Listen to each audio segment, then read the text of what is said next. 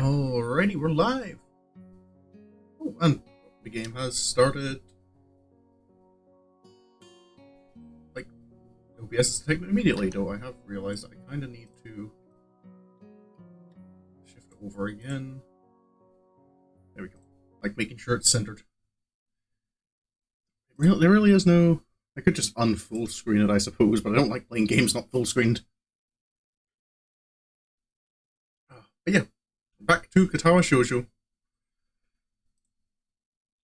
So where were we at? Down that medicine now. Good evening, my dearest. Welcome to the stream. Okay, there we go. Everything loaded back. Nope. Okay. Right, so this started kind of like jumped right into it, right? Yeah, this was... I remember this kind of being like a chapter break.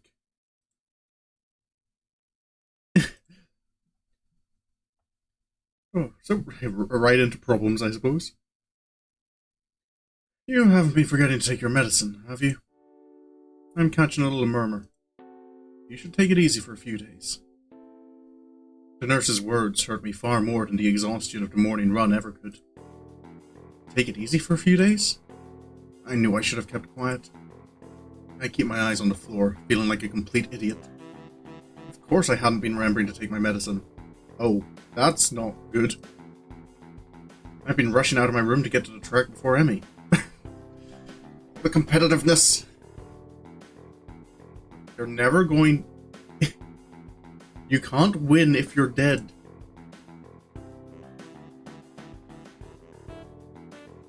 After the track meet a few days ago, I felt inspired. So I've been running warm-up laps in the morning before Emmy shows up. But then today, while she and I were running, I felt a little pain in my chest. No excuse for neglecting. Yeah. Okay, so not only have you not been taking your medicine, but you've been doing more exercise. You know, I want to talk you something. Yeah. They are very easy to forget. I think especially with ADD.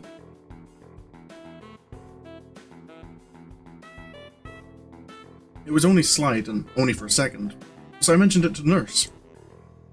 Honestly, it wasn't that bad. I mean, I kept running and finished just fine, so really it couldn't have been that bad. Why do I feel like I'm making excuses to the nurse? Moreover, why do I feel a need to justify continuing to run despite the pain? Really, it comes down to my being unwilling to concern Emmy, who seemed concerned anyway. I'm not sure how she was able to tell there was anything wrong, but she claims I stumbled a little. So, I mean, Hisao noticed himself when Emmy stumbled just a little. She's the one who insisted I tell the nurse, so now I feel bad for worrying her at all. The nurse is shaking his head ruefully while Emmy paces outside the room. Hisao, I know it's difficult for you to get into a new routine, but if you don't want to find yourself in a lot of trouble, you're going to have to try harder. You can't afford to forget your pills, and you can't push yourself too hard. But if I don't push myself, how will I improve? I don't know where that came from. The nurse seems to have an idea. Now, where have I heard that before? Emmy rubbing off on us. He laughs and pats me on the shoulder. She's rubbing off on you, I guess. His expression changes again, and he's back in serious mode. Look, I'm not saying you shouldn't push yourself, but that doesn't mean you shouldn't be taking your medication, and it doesn't mean you shouldn't stop if your chest starts to bother you. I'd prefer not to have any fatalities while I'm on staff here. A bit of a lofty goal, to be sure, but I'm always up for a challenge. I hate to admit it, but I think he's right. I've got to remember to take my medication. You're right. I'm sorry to worry you. Who's worried? You're a smart kid, right? I know you can be responsible, Hisao. A situation like yours, you've got to learn to be responsible fast. I know. His expression suddenly becomes devious. I suppose you've started to enjoy your runs with Emmy then, eh? Yeah, they've really been helping me. I mean, until today I was feeling a lot more healthy. Plus, it's really impressive to see Emmy run. Did you see her at the track meet? She was incredible. The nurse nods, grinning all the while. That she was, Hisao. I watched her first couple of races before I had some business to take care of, but she told me all about it. Kind of you to loan her your jacket, by the way. Am I correct that we did never get that back? Well, was Rin correct that we never got it back? Huh? Oh, yeah, it wasn't that big of a deal. I had honestly forgotten all about that. I still haven't gotten it back.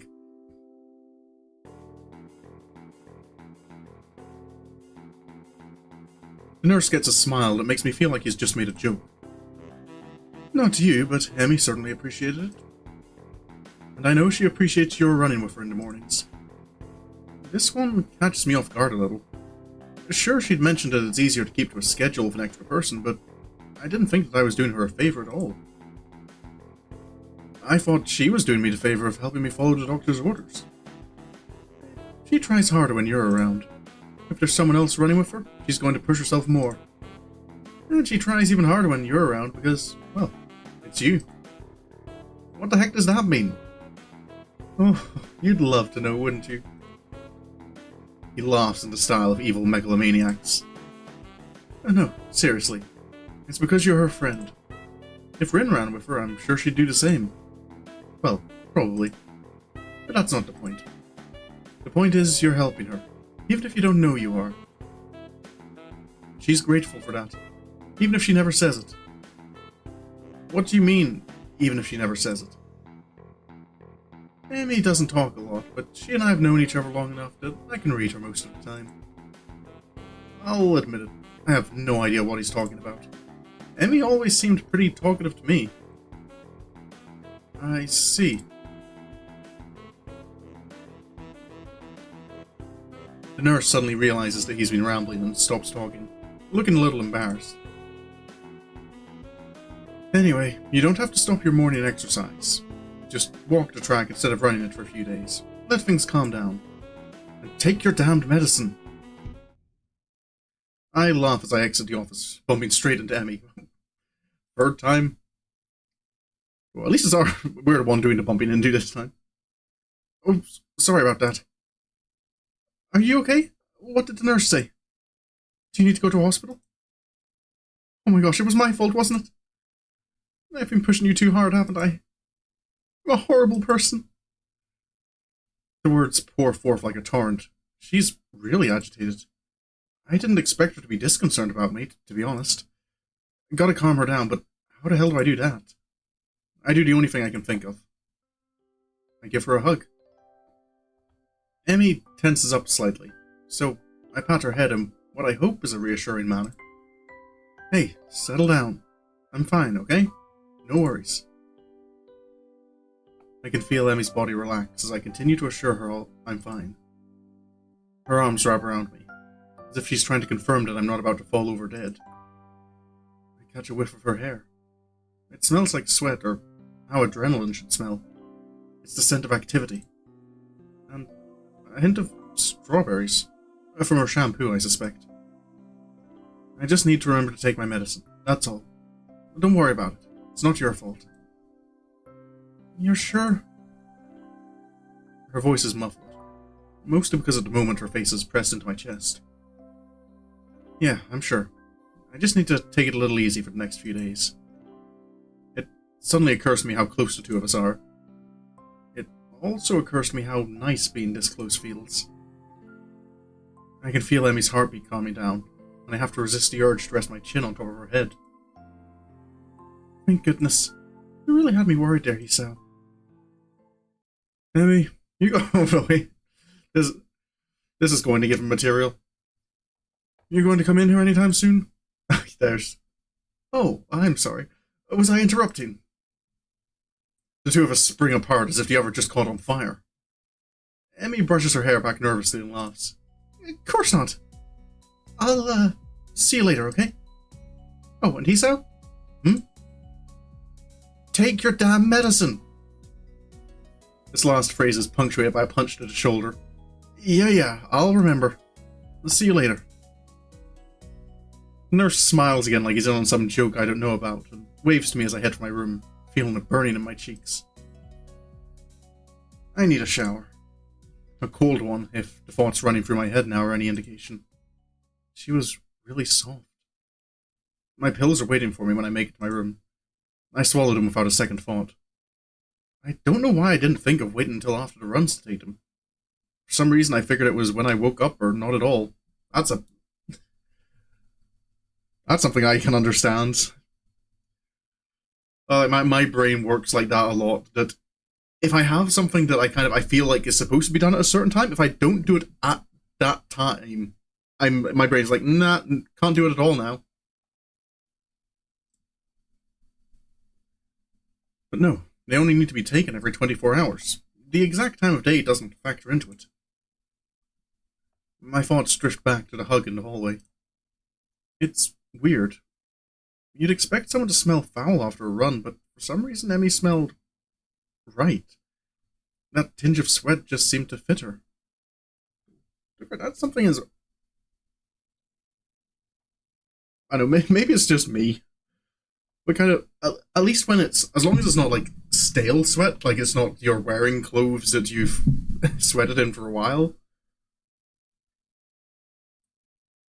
But I suppose at least maybe it's just since I've started going to the gym and I've started associating the smell of sweat with like feeling good after workout.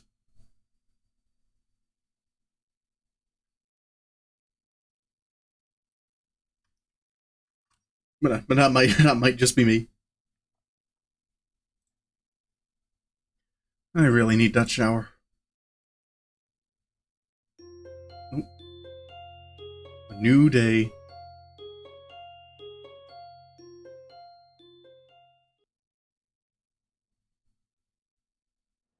Nope. Strange that it feels so natural for me to go up to the roof these days. I never would have done such a thing at my old school. In those days, I liked to eat alone. No, that's not quite true. Though I like to sit alone, I also like to watch people. I also figured that was the sort of person I was, but it appears I was wrong. Then again, I also thought I was the sort of person who had a normal heart, so there you have it. This girl, you smell like your shampoo conditioner. You sweat after a shower?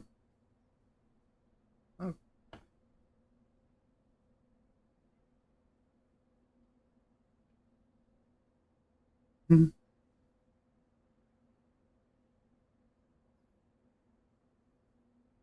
I wonder. Sorry, my brain just kind of like one. No, I thought. I wonder what like sweating after a shower has to do like why it makes you smell more of your shampoo conditioner.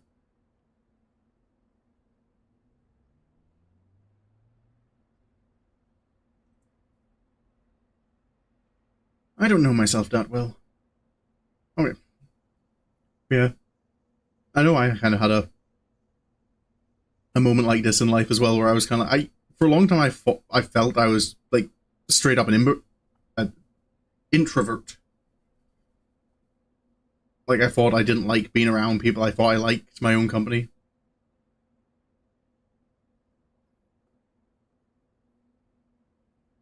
You don't know.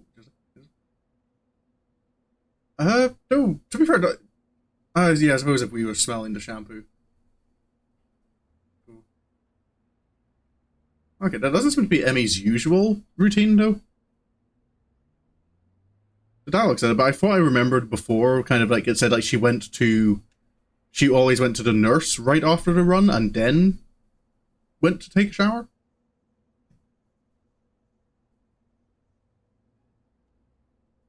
Because kind of it was important for her to like immediately after the run, like go and make sure that she hadn't done any damage to her legs.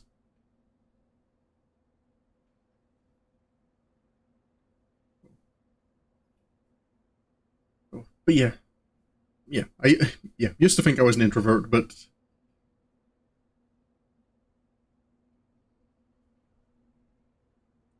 so I think yeah, it was over COVID that I kind of learned that no, I kind of do like as long as it's like in controlled amounts. Like I do very much like need to be like have some interaction with other people.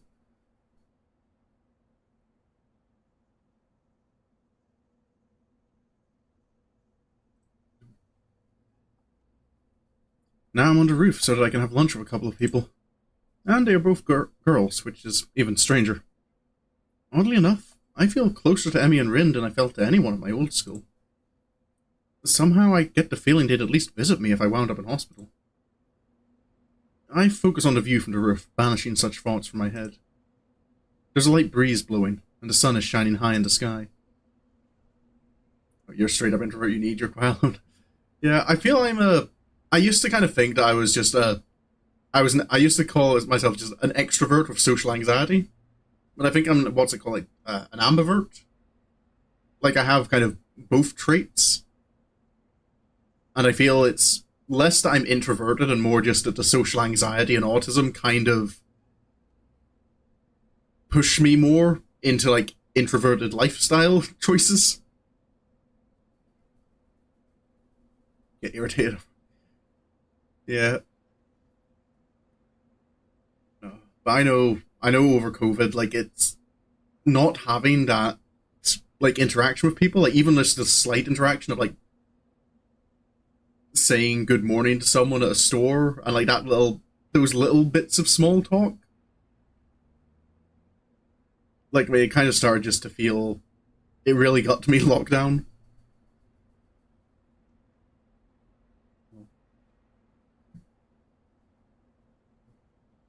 The sky itself is a deep blue, with hardly a cloud in it. It's gotten pleasantly warm, and as I sit down to wait for my friends, I close my eyes and enjoy the feeling of the sun seeping into my skin. Nope, nap time.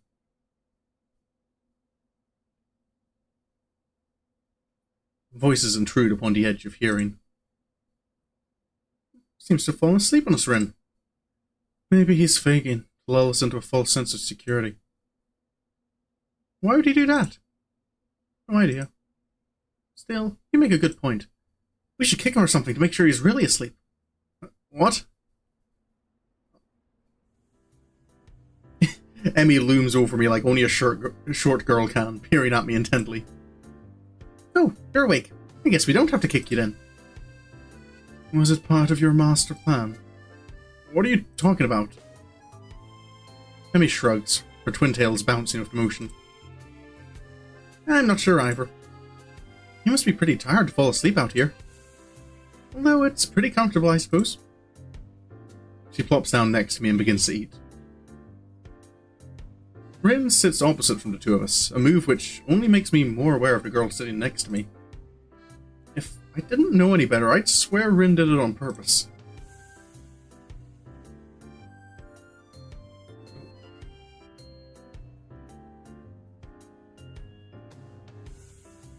It's kind of remembering that these two are roommates as well. Makes me wonder, like, how much, like, what. Given the things the nurse has been saying, like, it feels. So I kind of get the impression that Emmy already, like, to a certain extent anyway, likes Hisao. I don't know how much the nurse is maybe making assumptions on that in that regard. But I'm kind of wondering if it is the case, how much has she shared with Rin?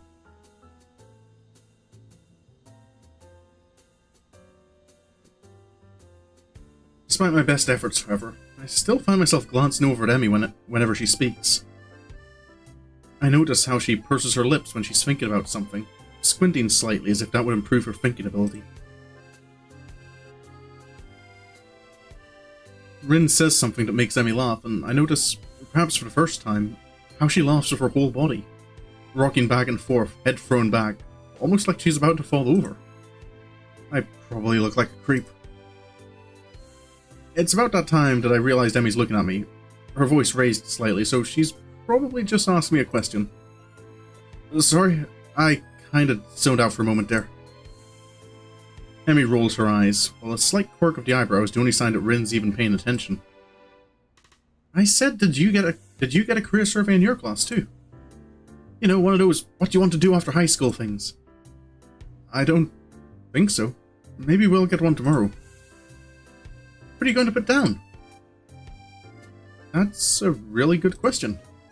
I guess I always figured I'd go to college after high school, but I have no idea what I'd do once I get there. And with the heart attack and all, I'd really been concentrating on each day as it came rather than making long-term plans. I suppose I can safely start planning ahead again. I've always liked having at least a vague plan for my future, so it'll be nice to come up with one again. Of course, that doesn't change the fact that right now I've got absolutely no clue. I always kind of assumed I'd figure it out in college, that or just become a salaryman. That's pretty popular. Just figure out, I don't understand the sentiment, like, figure it out in college, because don't you need to kind of have an idea in mind before, like, so you know what course you're applying for in college?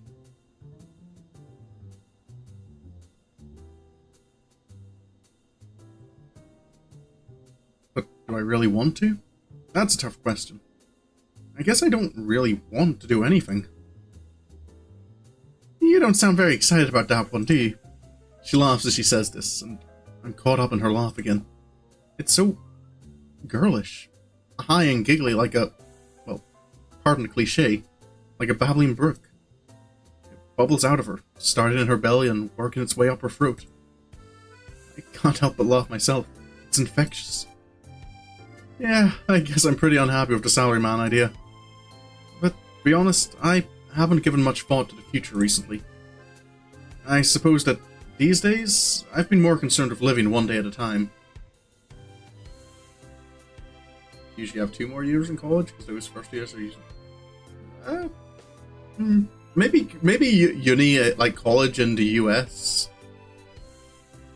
And in the US and Japan is a bit different to here. Because any course I've looked at, like, has been... looks like it's been, like, fairly... You still kind of need to have a pretty general, like, a pretty decent idea of what pathway you're on to go down before you go to college. Like, yeah, a lot of them I see, like, you do specialize after your first year or two.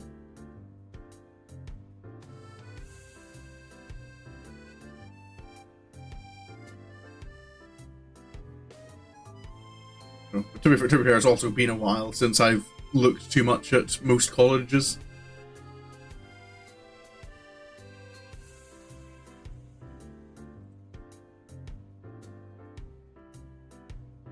Emi considers this for a moment and grins.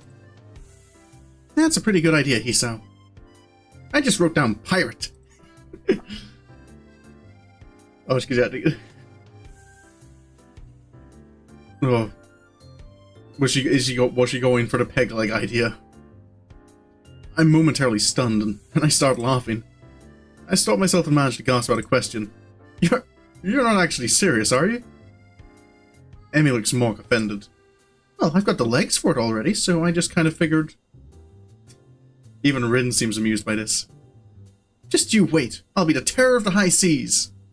I'll show you all. I've even been working on my pirate voice. Oh. She suddenly springs up and begins swaggering up and down the rooftop, shouting orders. Yar, me hearties! Give 'em a broadside with the long guns! We'll wear their guts for garters! Do you even know what that means? Rin's unexpected interruption stops Emi in her tracks. Not really. But it's all in the delivery. The ringing of the bell prevents her from demonstrating her point further. Emi dashes off immediately, leaving Rin and myself alone on the roof. Not even a goodbye? Rin stares at me intently for a few moments. Is there something wrong? Rin considers this question closely for a moment. After a lengthy pause, she shakes her head. Nope. Oh, why the staring then? Rin shakes her head again. Nope. I don't get it. Get what? The staring thing. You two seem to, but oh. Okay, so I'm guessing like Rin doesn't understand. It's just kind of she's noticing like these two are staring at each other a lot. I don't get it. Great, she saw me staring. Now she probably thinks I'm a pervert or something. Actually, probably not. This is Rin we're talking about after all. Still, I feel the need to defend myself. I wasn't staring, I was just tired. Rin actually snorts at this, but she doesn't say anything. No, really, I was just distracted is all. Eager to end this conversation, I head back down to class. I'm greeted by the twin specters of Shizune and Misha looking like they mean business. Well, Shizune looks like she means business anyway. Misha just looks like she's about to start laughing at any minute. Up on the roof again, Hitchan? You know that's dangerous, don't you? That's right. The school cannot be held responsible for any injury that comes from being up there, you know? Furthermore, we could report you for breaking the rules. Misha leans in and whispers conspiratorially. But we won't, Hitchan. As long as you join the student council. Or are they still at that? You three are too cute together. Oh, okay, never mind. She straightens up again, laughing at my sudden blush. You're too easy to tease, Hitchan. Hey, come on. I'm still new here. Sort of. Isn't it mean to pick on a newcomer like this? Nope. It's to help you get acclimated to your new surroundings. Ah, I see. Well, do you have to be so overzealous about it? Yep. That aside, Hitchan, we were looking for you this morning, but you weren't in your room. Of course I wasn't. I was out for my morning exercise, or here in class, bright and early. Unlike you. Oh no. Shizune looks peeved, and a beat later so does Misha, or she tries to at any rate. That was because of student council business. You should be grateful that we worked so hard for you. Oh, I am. So, what did you need me for? Not another attempt to rope me in to do that dirty work, I hope. We had to give you something, but since you weren't around, we dropped it off in your room. Something? Like what? Oh, you'll find out when you get back, Hitchan. Oh, okay. Muto entering the room ends our conversation, and we all head to our seats.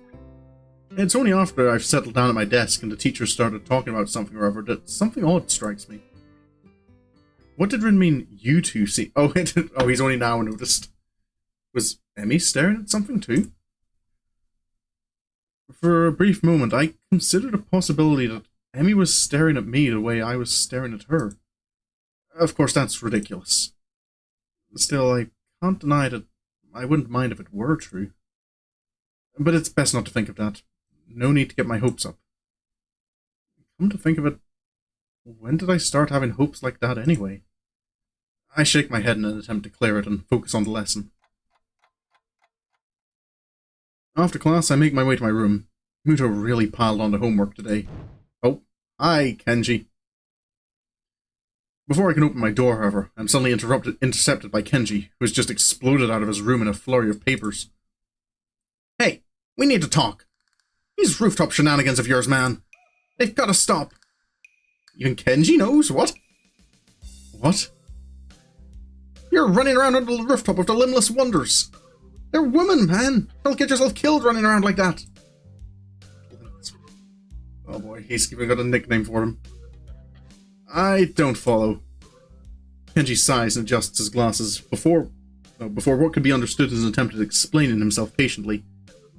Look, we're friends, so I'm telling you this for your own good. But if I were going to kill someone, I'd do it by throwing them off the roof and making it look like an accident. And if I thought of it, you can be sure they thought of it too. They're crafty. Almost as crafty as I am. I see.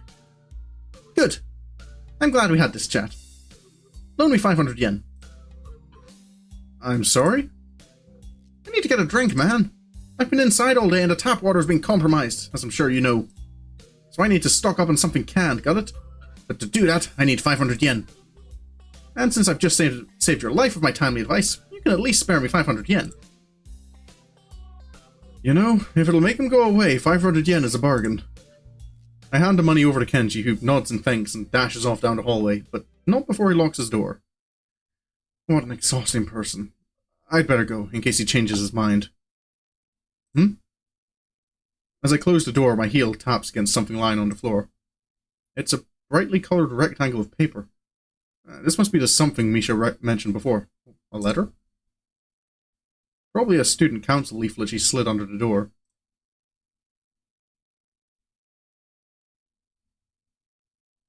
Pardon? Brightly coloured rectangle. Someone actually wrote me an old-fashioned, handwritten paper letter. Is this a love letter? Like, brightly coloured doesn't sound formal. But it also could just be Misha's taste in things. Who bothers doing something like this in this day and age anyway? Yet, as unlikely as the prospect of receiving one sounds, this is definitely a letter I have in my hands. I was planning on finishing my homework, getting some dinner, and going to bed in order to be ready for tomorrow morning's run. However, the letter has naturally caught my interest. I sit at my desk to examine it properly.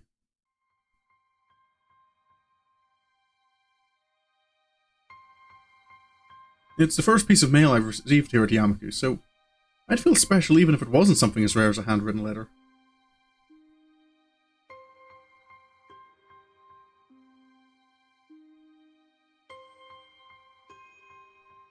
Okay.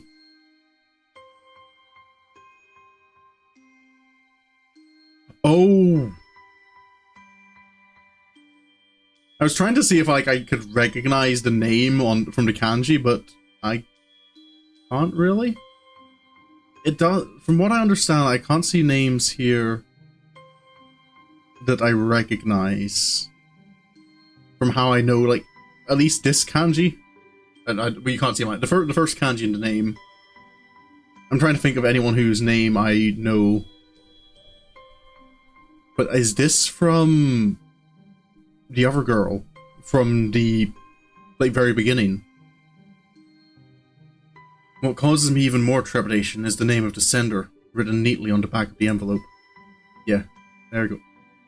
Iwanago. I have no idea why she would write to me. I haven't been in contact with anyone from my old school since I transferred, and Iwanago is the last person I'd expect to want to write me a letter.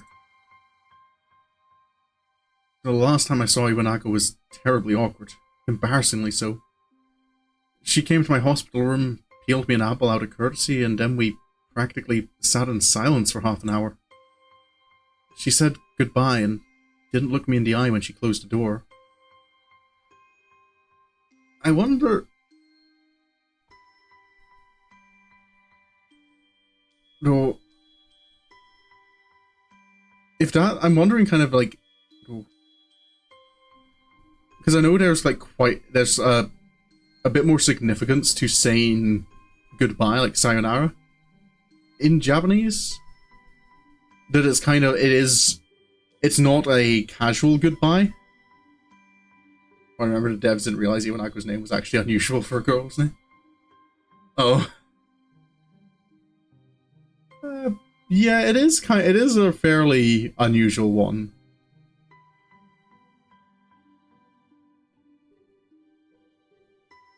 Most names that end in ko would be girls' names, or I suppose a family name. But yeah, it's not. It definitely doesn't sound like a common one. They're just going for something that sounded Japanese. Oh.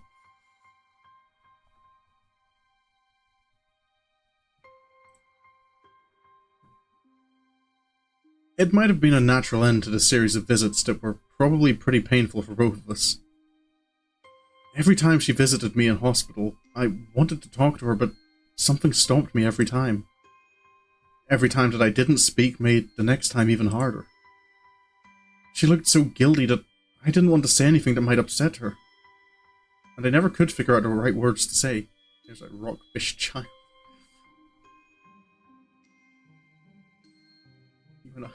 Yeah, that is a bit of a... No, I don't... I've never heard fish as na. But to be fair, my Japanese knowledge isn't great. I feel it's better than, like, the average, like, British person's understanding of the language, but it's still not great. Yeah.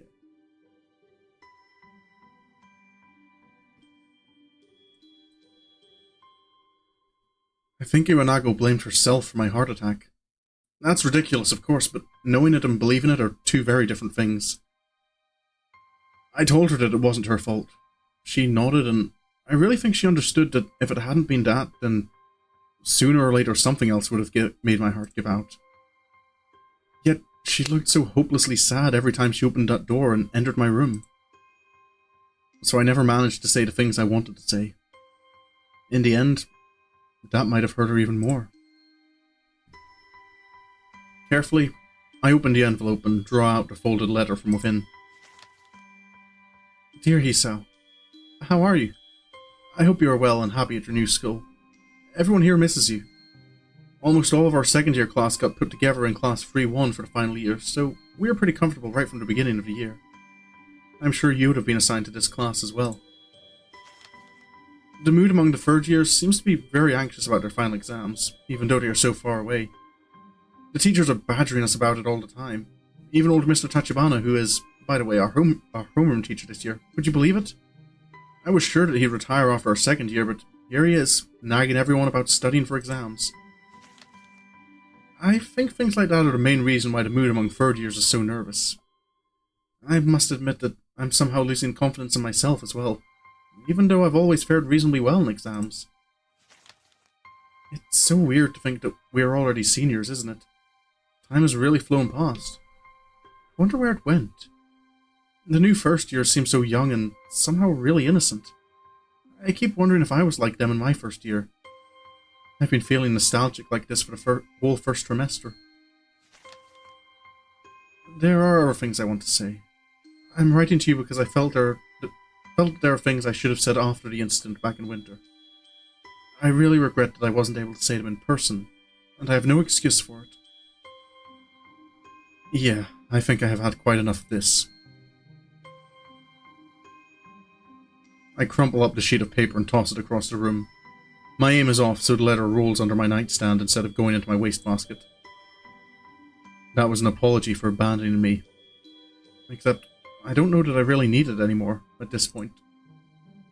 The hospital seems like a lifetime ago, and here, now, I've got other things on my mind. Emmy, for starters. It wasn't great to be abandoned during my stay, but it's not something I'm worried about anymore. In fact, I hadn't even thought about the hospital and what feels like forever until this letter came in. It's almost annoying to have received it. I've got exams to study for myself. I have no time for the past. Now, about that homework. Oh... I've... Oh...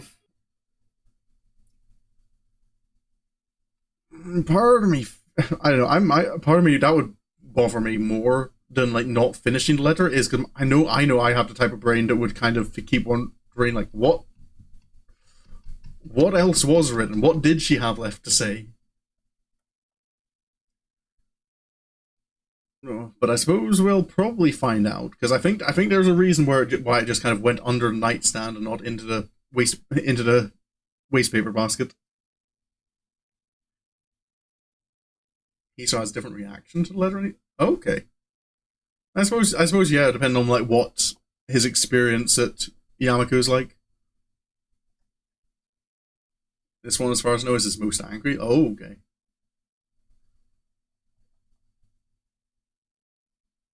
Yeah, I think I can, in a way, I can kind of see that, because with Emmy, he does seem to be settling in pretty well and like feeling good about things.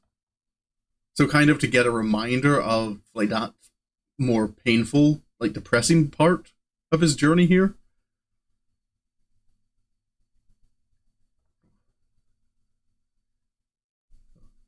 So, what's the plan for today anyway? I'm waiting patiently in the hallway of the girls' dormitory, just outside of Emmy and Rin's rooms.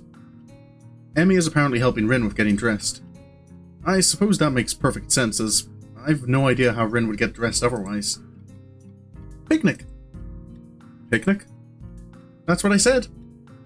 Sounds pretty exciting. I know, right? Rin chooses this moment to make an observation. The sky seems threatening today.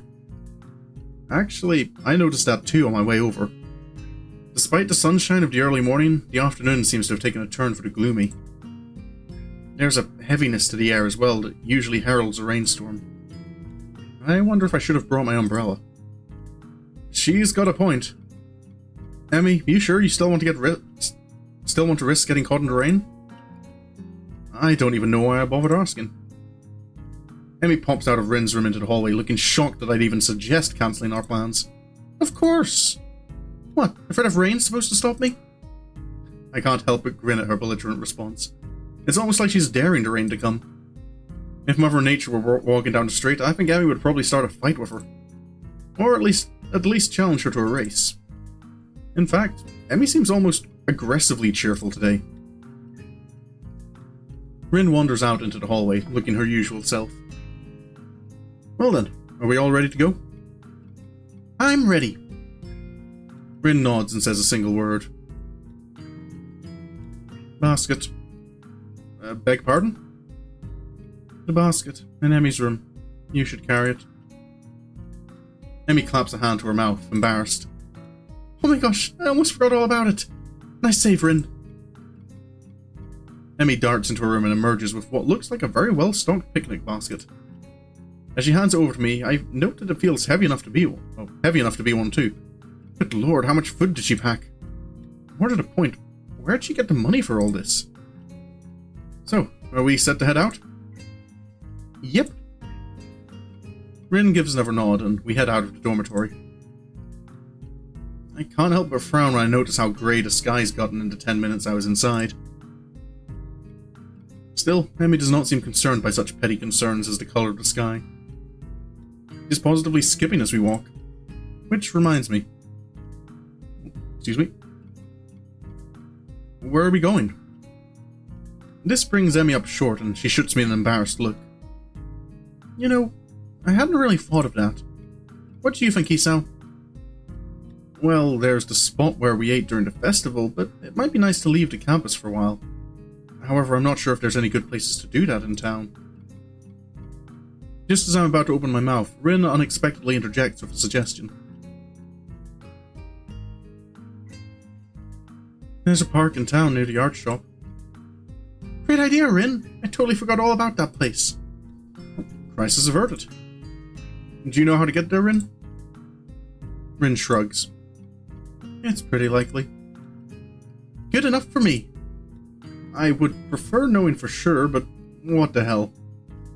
Knowing the way Rin thinks, Rin just kind of might be, I'm not going to fully 100% complete, because 100% commit, because, you know, the town might have changed since last time I was there.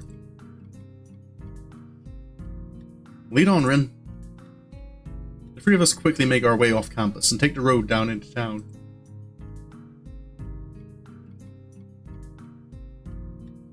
The basket's a bit heavy. I hope that park is close by. We pass the art supply store, Rin slowing her pace slightly as we go by. Emmy notices Rin's change of pace and stops. You want to go in, Rin? Rin shrugs. Nothing I need. Are you sure? There's the slightest flutter of a smile on Rin's face, quickly replaced with her usual expression. Life's uncertain, but on this at least I'm pretty sure. Nice of you to offer. Well, it's not like I'm the one carrying the basket. But I'll bet Hisa wouldn't have minded anyway, right? Oh, of course not. This is hardly a heavy load. I flex for emphasis. Emmy stifles a snort of laughter by pointing to a park at which we've suddenly arrived. Oh. To be fair though, I have... One of the exercises my PT has me doing is... we call it the farmer's walk. And all it is just pick up a dumbbell in each arm and just walk slowly. I'm doing it for kind of 100 seconds a time. And just walking, like carrying like heavy weight, like it puts strain on your arms like pretty quickly.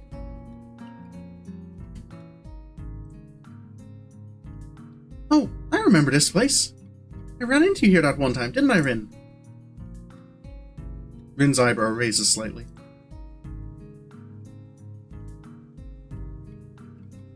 Excuse me? Maybe. I'm unwilling to say for certain one way or the other. Memory's a tricky thing, you know. Well, I'll be. We made it in one piece after all. The sun's still nowhere to be seen, but neither Emmy nor Rin seem to mind. Oh, art. We find a spot to sit on the grass, and I set the basket down gratefully. Okay, that is a much smaller basket than I was expecting. There's a surprising amount of food prepared. Maybe we were supposed to be joined by some of Emmy's teammates or something? I'm starving. Dig in. She attacks the food as if she's had nothing to eat for years. Oh, there it is. I'm just reaching for the food myself when I feel the first drop of rain land on the back of my head, or the back of my hand. Uh-oh. Looks like the weather's not going to cooperate with us after all. Emmy glares at the sky as if that alone will hold back the rain. I very nearly believe she can do it. It's one heck of a glare. It had better cooperate. You hear me, Sky? You stop that raining right this instant. The Sky doesn't seem inclined to listen to her, despite the commanding tone she's taken with it. Instead, the rain seems to increase. Rin wrinkles her nose in distaste at this turn of events. Regrettable. What do you mean? Rin shrugs. I could paint this if I weren't out here. Shame to miss it is all. She doesn't seem angry or annoyed about it, just a little disappointed. Emmy laughs in response to Rin's comment. Guess we should have stopped in that art supply store after all, huh? The rain increases a little more, offended that we haven't fled yet. Despite the warm temperatures we've been enjoying, the rain is rather cold. I wish I'd brought my umbrella. Hey, we should probably head inside to keep dry. We're already pretty wet, Hisao. Yeah, but we can dry off this way and maybe wait out the storm. You don't want to catch a cold or anything, do you?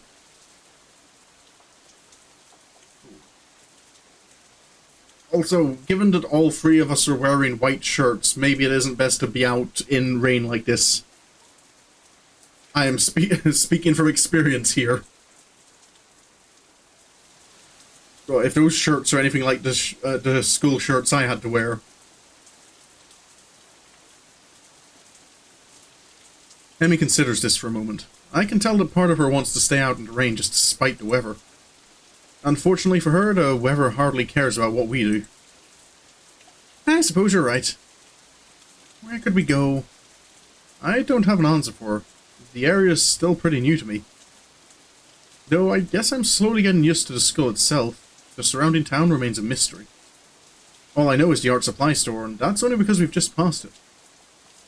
There's no pavilions or anything, like gazebos around the park. Fortunately, Emmy soon snaps her fingers in triumph. That's it. There's a tea shop nearby. That's what I'm talking about.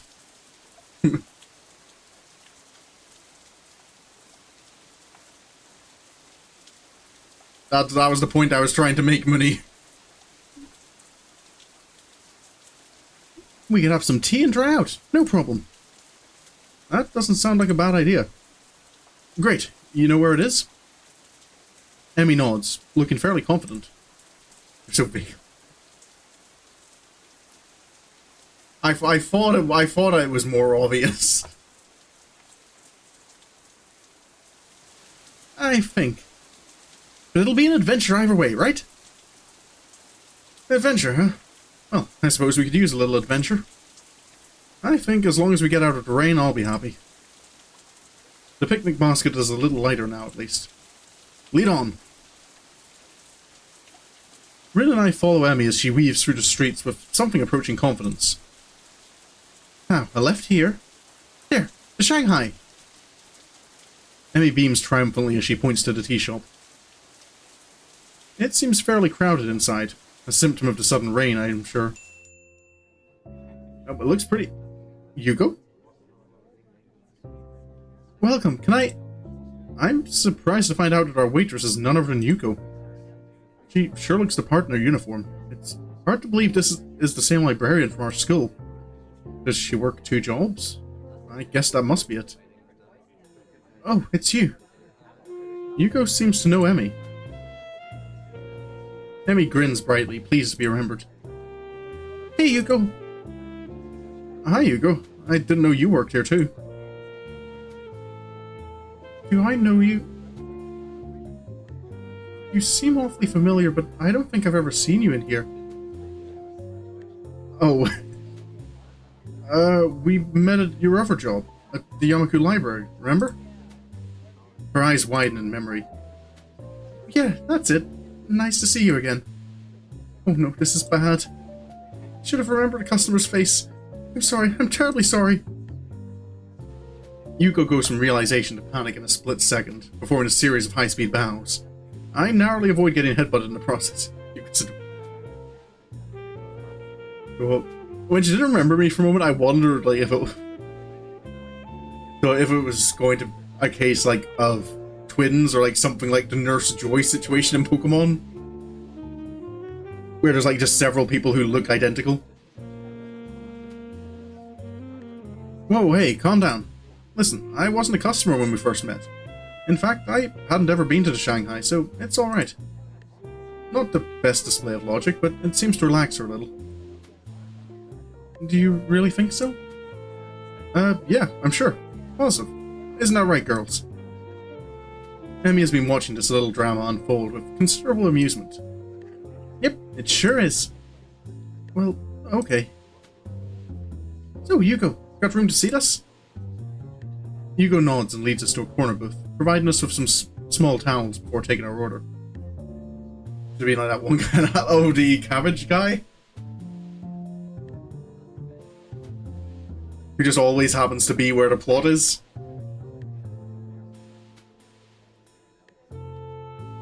What will you have? Oh yeah, that note. Oh, that guy. Yeah, the same guy changed that. Okay, yeah. The brothers were the same shit. A completely different person. Cake, and some tea too, I guess. What kind of cake? Surprise me. Yuko looks uncomfortable at the thought of surprising anyone, but she gives a nod and turns to Rin. And for you? I'll take a straw. My feet are all wet. Sorry? The drinking kind of straw. One, please. Yuko is obviously uncertain of what to think about this. She fiddles with her pen and stationery for a moment, looking like she's about to cry before turning in my direction. And you, sir? Just tea, I think. Emmy would probably yell at me if I ordered cake. Oh, come on, Hisao. Don't let me be the only one with food. I'll feel like a pig. Just trying to eat healthy. Your orders, after all. Well, today's your day off. You can be healthy tomorrow. Oh. Well then, I suppose I will have some cake after all. Yuko seems slightly irritated that I'm changing my mind. What kind? I glance at Emmy and grin. Now I feel like a bully. Surprise me. Yuko sighs and nods. Very well, your order will be out soon. I could never, like, go into a place and ask them to surprise me with something. I need to know what I'm going to be having in my meal. Despite the crowd, our order does indeed arrive quickly. Thanks, Yuko. Yuko nods in appreciation. This is a different guy than usual, isn't it? What? Different guy? Emmy must notice my confusion because she seems a little embarrassed. Oh, yeah, I guess he is. This is my friend Hisao. We've met. Huh, small world. Well, let me know if you need anything. With that, Yugo takes off like a shot to wait on some of her tables, leaving me to ponder her comment. Oh, did you like surprises? No. Yeah. Well, it depends on the surprise, really. I'm not...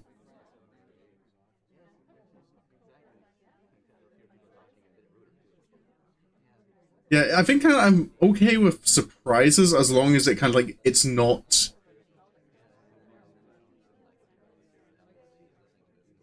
Like, it doesn't change, like, my immediate situation.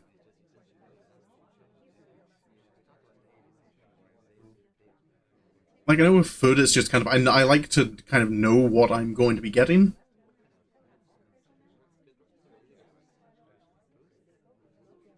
No, unless it's kind of like it's someone who... Like, for example, like, if it's... If I'm down, like, having dinner with my grandparents, I'm happy enough kind of just letting them surprise me with things, because I know... Like, I know my grandmother knows me well enough to kind of know what my tastes are.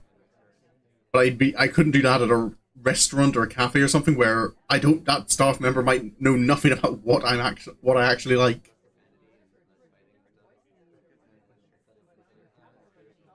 Oh yeah, and plan changes definitely no. If someone just drops a sudden, like, last minute kind of, hey, we're going to the cinema today, do you want to go out? And I did not, my plans for today did not include the cinema. That has happened a couple of times in the last year. Alrighty. Anyway, back to the story. With that, Yuko takes off like a shot to wait on some other tables, leaving me to ponder her comment. Different guy, huh? I guess it makes sense, right? Emmy's pretty popular, or so I've been told. It's probably that kid from the track team. This is stupid. I can just ask Emmy. So, who's this other guy, huh? You got a secret lover or something?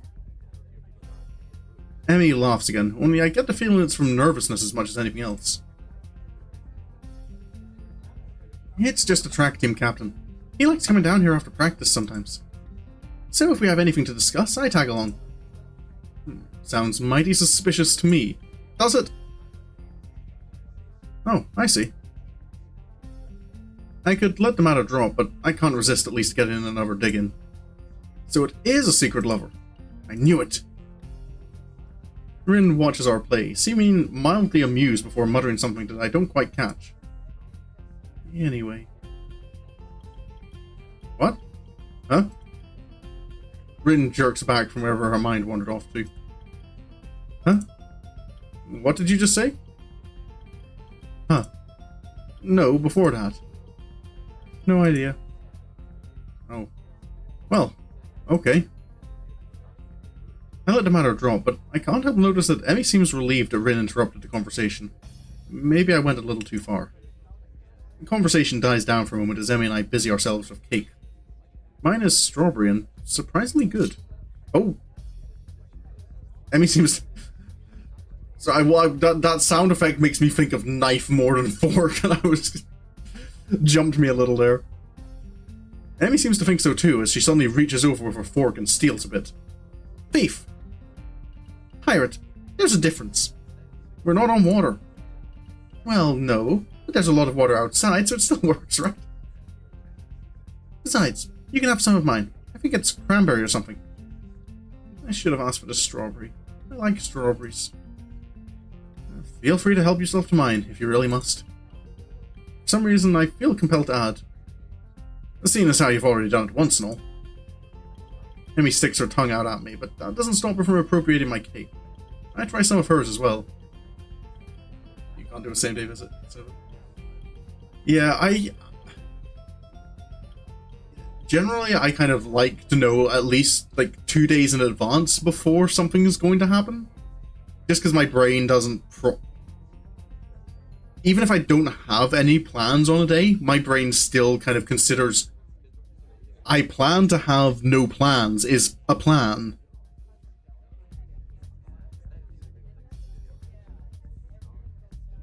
And it takes my brain a day or two to kind of go, okay, no, I do have plans.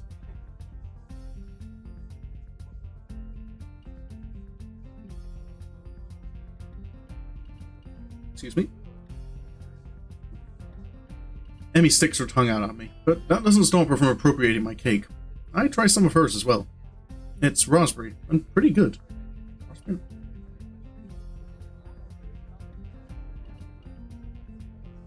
Can you really mix up cranberry and raspberry? I feel those are pretty distinctive.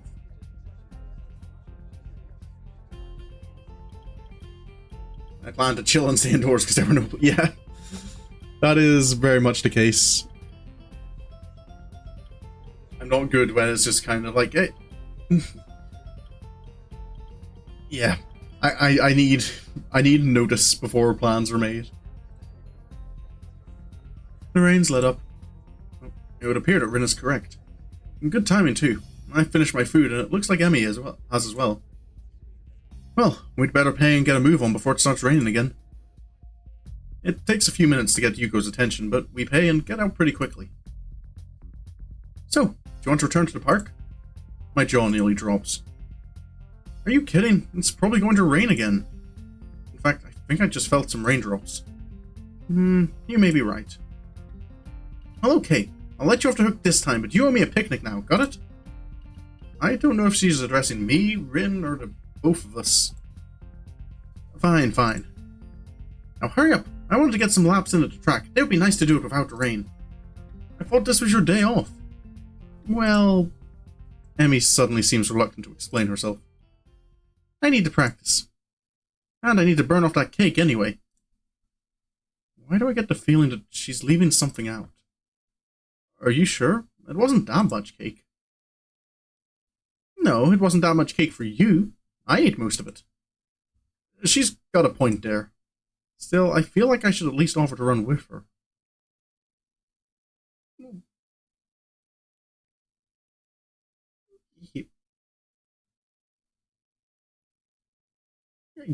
I don't see why not.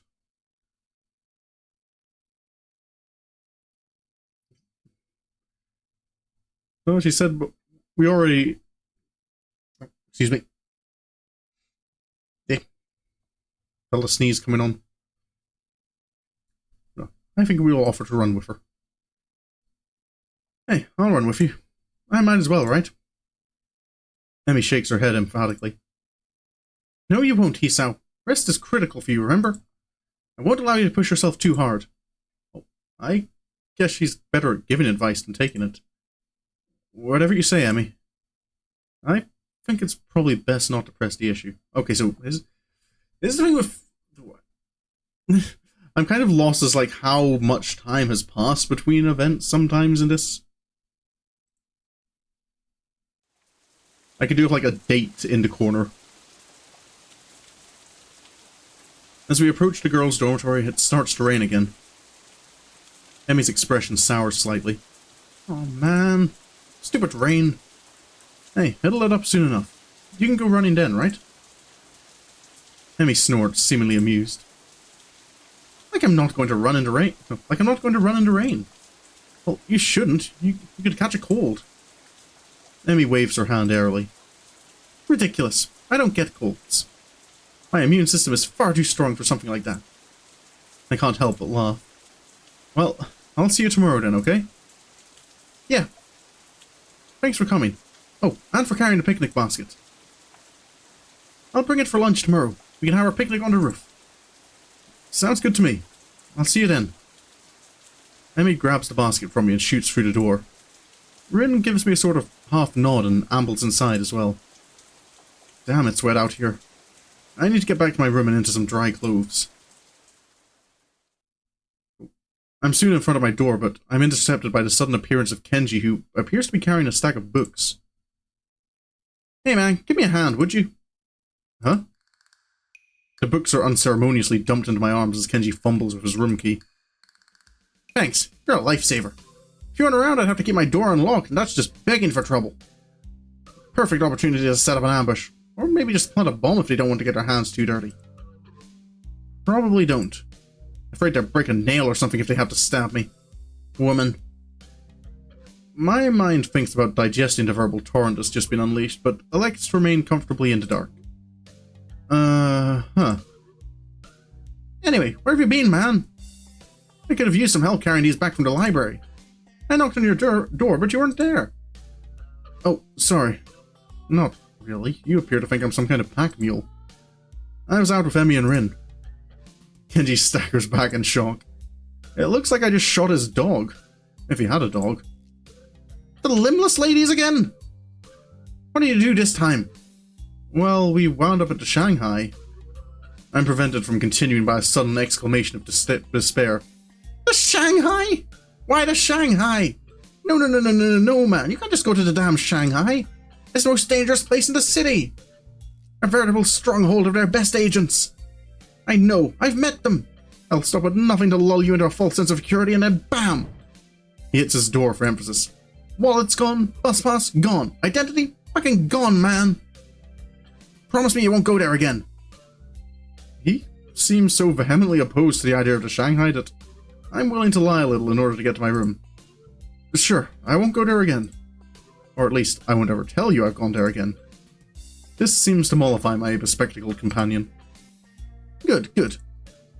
Sorry to come on so strong, but I know the danger there too well to let you just wander into the lion's den again. You got out of there alive once, but twice is pushing it. Yeah, well, I need to get changed and do homework, so I'll see you later. Huh? Oh, sure, whatever. I suddenly remembered that I'm still holding his books. You'd better take these. I catch a glimpse of one of the titles, something about cryptography. What a weirdo. Kenji grabs his precious cargo from me and disappears through his doorway. I open my own door and walk in, grateful to get out of my soaking wet clothes. The rain outside picks up, and I find myself hoping that Emmy's not out running in this weather. She seems so adamant about doing the run alone, I can't help but wonder if her leg's still bothering her. I try to remember whether or not I've seen her limping at all today, but I can't. Guess I was too caught up in enjoying the day, even if it did rain on us. And as I think back over the events of the day, I keep finding myself focusing on my running partner. Her complete refusal to allow the rain to spoil her plans was incredibly cute. But there was something else there too. Sort of an unflappable attitude when it comes to enjoying the day as it comes. I really like that quality. Maybe I need to do a little of that myself. I'm getting a little worried that there's something going on.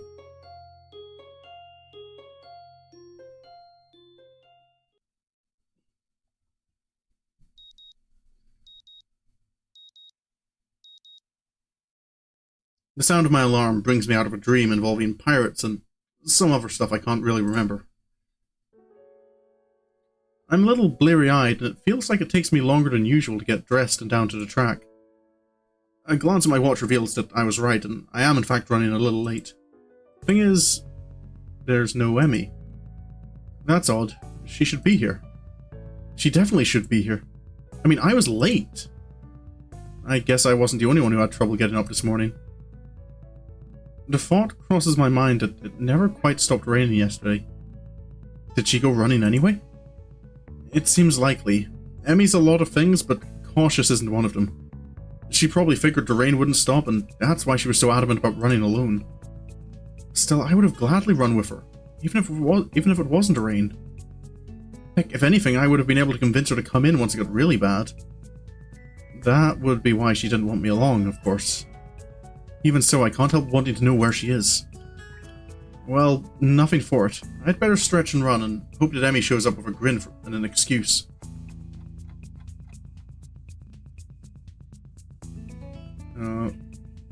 On my cooldown lap, I am forced to admit that Emmy isn't showing up.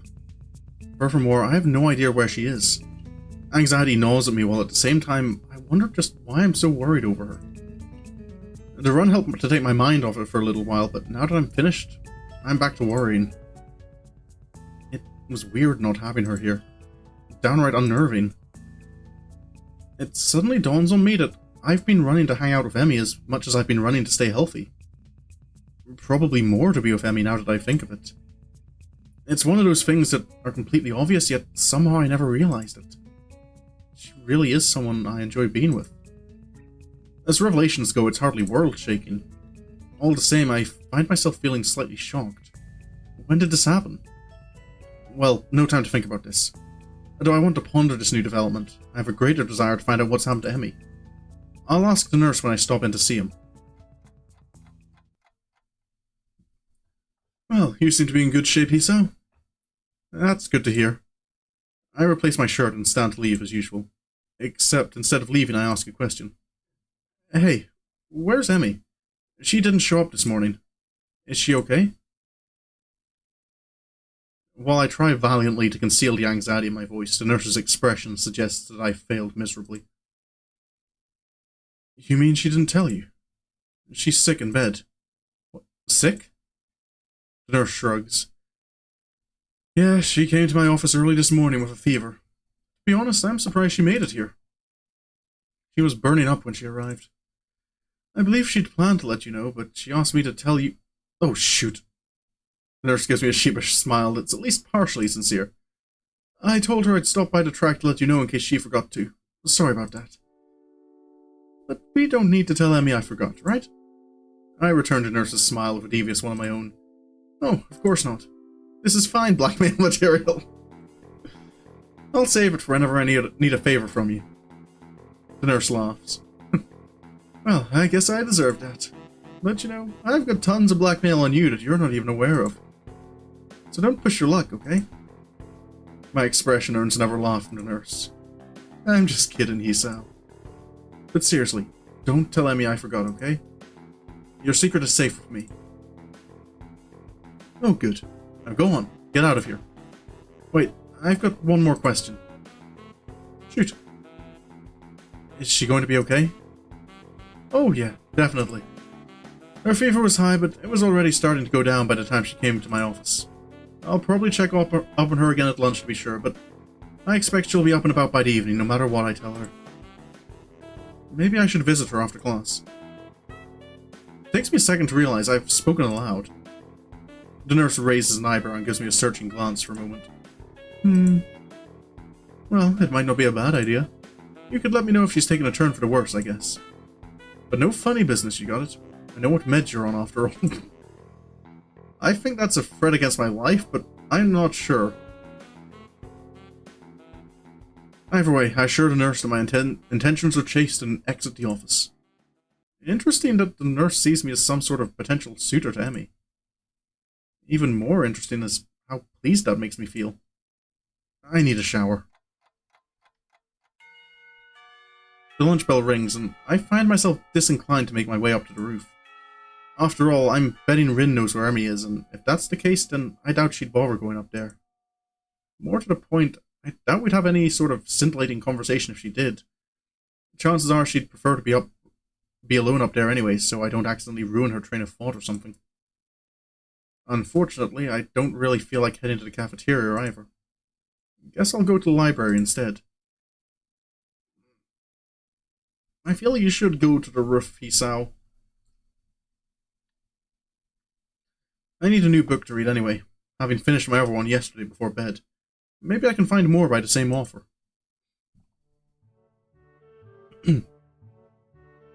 I love libraries. They smell like dust and paper and ink. All these stories and facts and opinions crowded together in one place makes the air come alive with potential. I'm not sure how to navigate Yamaku's library yet, having mostly stuck to books I brought with me, so I searched for the librarian to ask for help. I suppose she's not around. Can't believe it. Yuko, looking rather distracted, suddenly emerges from one of the aisles. Excuse me. Oh, can I help you? Actually, I was looking for a book. So am I. Advanced Cryptography. We just got it in and now it's gone missing. I really wanted to read that one. Cryptography? Yeah, that is... This guy I knew... No, I'm not sure how to describe... Oh, Yuko knows Kenji? Skip to the end. He got me interested in cryptography, only now the book's gone. And I think it's been stolen. Sounds pretty terrible. Yeah, especially because now I have to search the whole library for it. Even though it's probably not even here. You seem busy. A little. She dashes off down another aisle, and I resign myself to finding my own damn book. Plenty of choices. Oh, come on, how did I get lost? These aren't even printed books, they're all in Braille. I guess that makes sense in a school like this, but honestly, it's a little annoying. I'm sorry, is someone there? A littling voice drifts out from behind one of the cubicles set up for research. As I approach, I see that Lily's been reading a book while I've been stomping about the aisles. Oh, no, I should be apologizing. I didn't mean to make so much noise. My, is that you, Hisao? I've not heard from you in quite some time. I was beginning to think you'd forgotten all about me. Sorry. Lily laughs in that refined manner of hers and shakes her head. I'm only teasing you, Hisao. From what I hear, you've been busy. Morning runs with Emi Ibarazagi and lunch on the rooftop, if I'm not mistaken. Yeah. Guess word gets around pretty quick. That, and I can't coax poor Hanako on the roof anymore. You three are always up there, claiming the spot for yourselves. She chides me gently, though it's pretty clear she's just teasing me again. Still, I feel an odd need to apologize. Sorry, we could eat lunch somewhere else if it's a real problem. Oh no, I wouldn't worry about it. Hanako and I have other things to do at lunch too, such as read in the library, as you can see. Oh, Hanako's here too? I didn't see her. Lily smiles, a bit enigmatically. Oh, she's around somewhere. But I'm surprised, Hisao. You're in here instead of up there. What brings you to the library? Well, Emmy's ill, so there's no lunch on the rooftop to keep me occupied. Lily raises an eyebrow at my statement before giving another chuckle. Aye, poor Rin must feel left out. It's not like that. But I'm sure it isn't. Emmy tends to be the life of whatever group she's in. It's a shame to hear she's fallen ill. Will she be okay? Somehow I get the feeling that Lily's just inquiring out of politeness, but I respond anyway.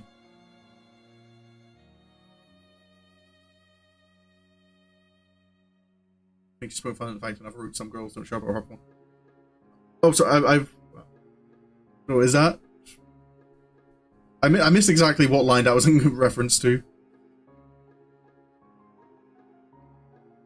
Is that just Lily pointing out that kind of it's been a while since we've spoken?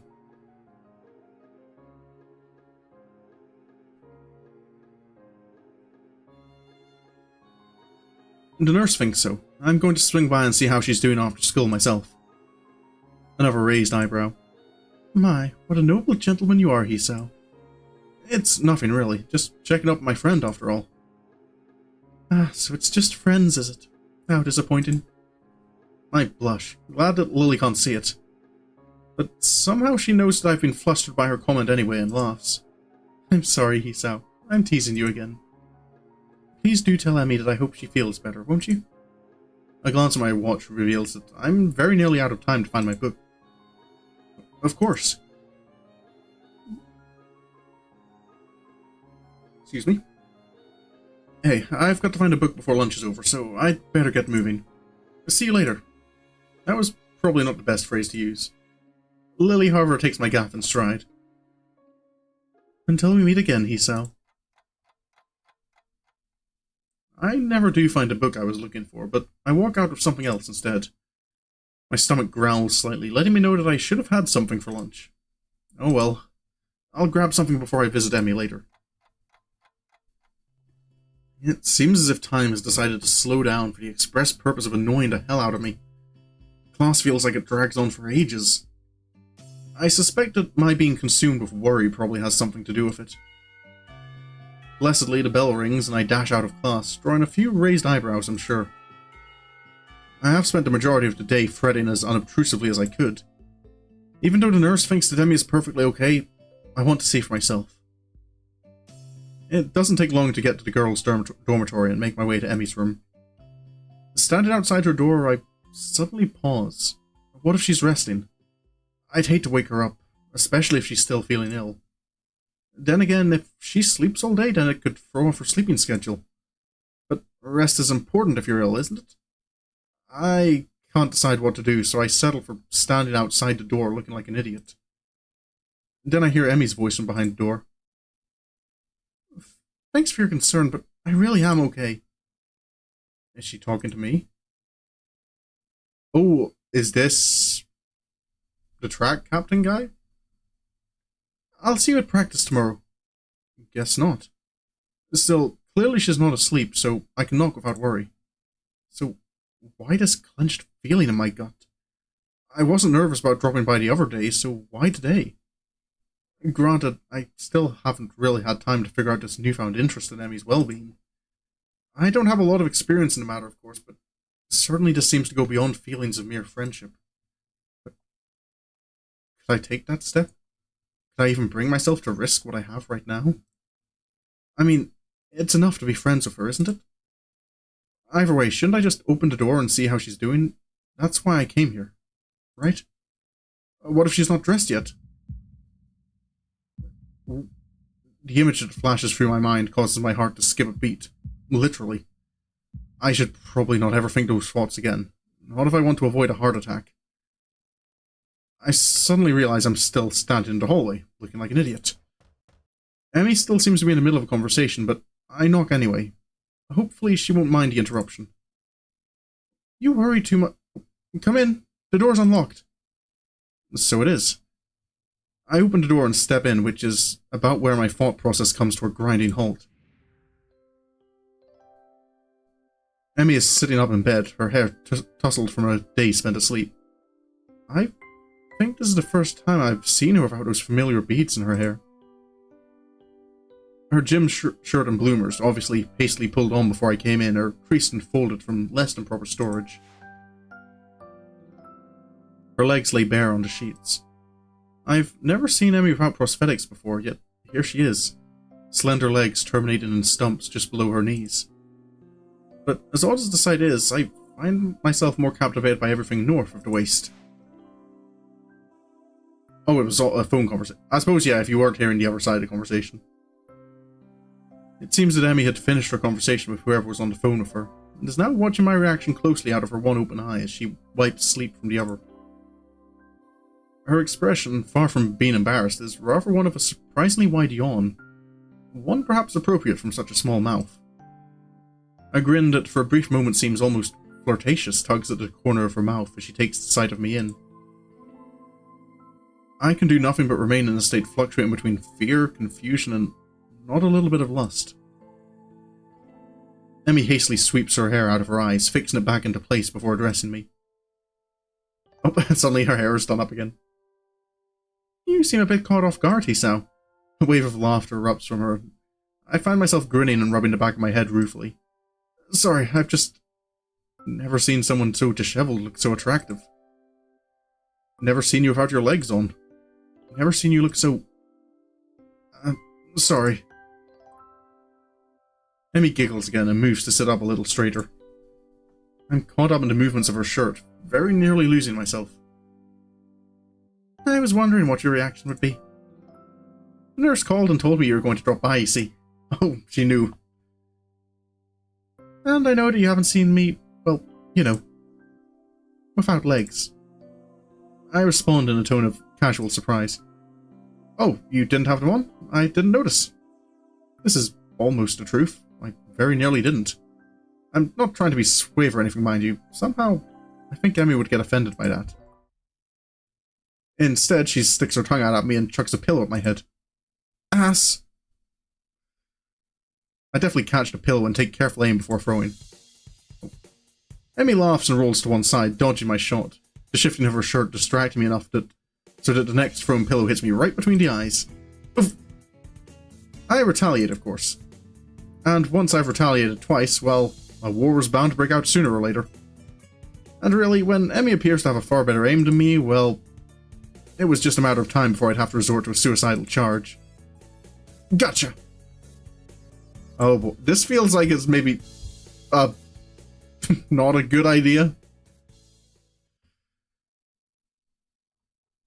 And once the charge was accomplished, well, of course I'd have to wrestle the pillows away from her.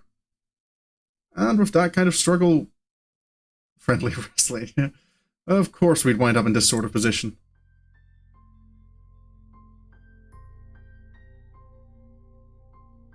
And so I find myself staring down at her from my position atop her. She's grinning, eyes sparkling with amusement, maybe a little sweaty now from our tussle. Her chest is heaving up and down, sucking in air. The small bit of my brain that is not currently enraptured by the sight and smell of her observes that she must still be ill because her stamina is not what it should be.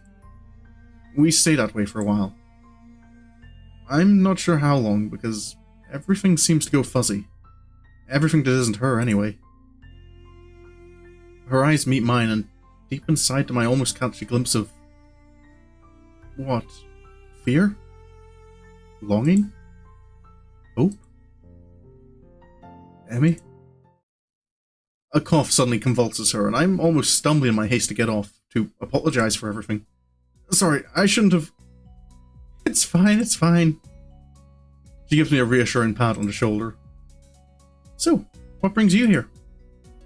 She's still breathing hard, and that causes her voice to shake slightly. Well, before I was so rudely assaulted by pillows, I came to see how you were doing. This earns me another shove, and I very nearly fall off the bed. Emmy's eyes sparkle again. I wonder how I never noticed how attractive they are before. Consumed with worry, were you? Her tone is mocking, haughty, teasing.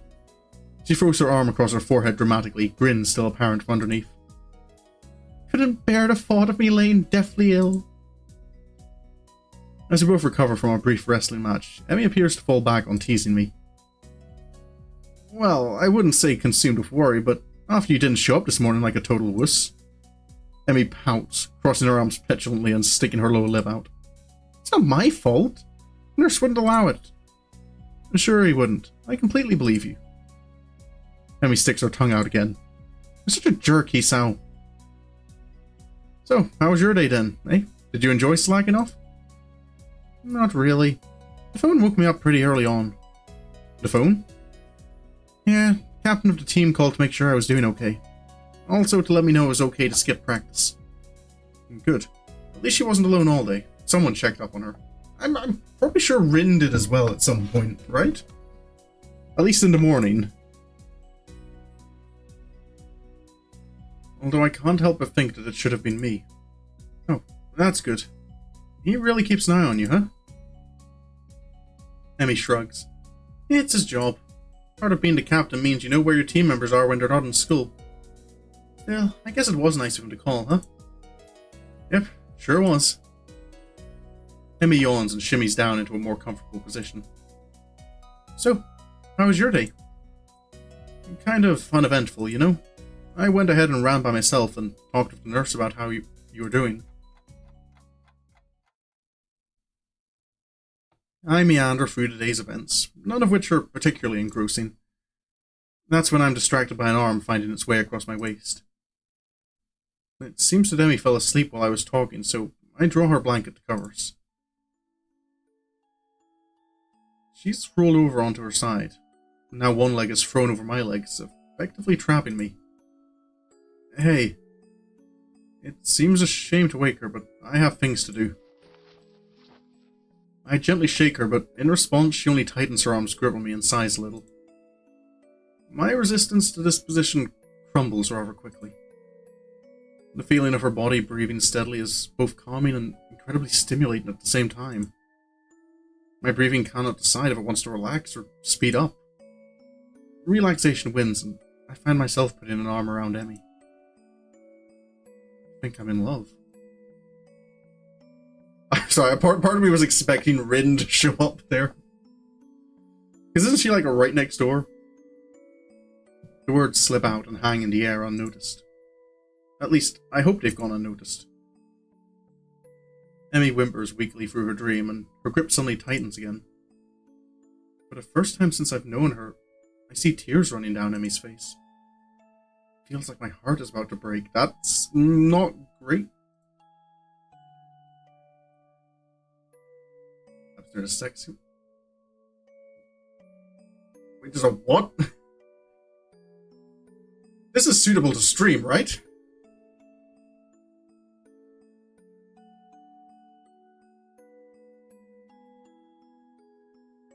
I instinctively tighten my own grip and stroke her hair in what I hope is a soothing manner. Words of comfort, meaningless in this situation, spring to mind. Maybe I should wake her. Are you supposed to wake people having nightmares? I can't for the life of me remember. The decision is taken from me as Emmy suddenly jerks awake with a cry. Dad! This is more than I think I want to hear without her knowing.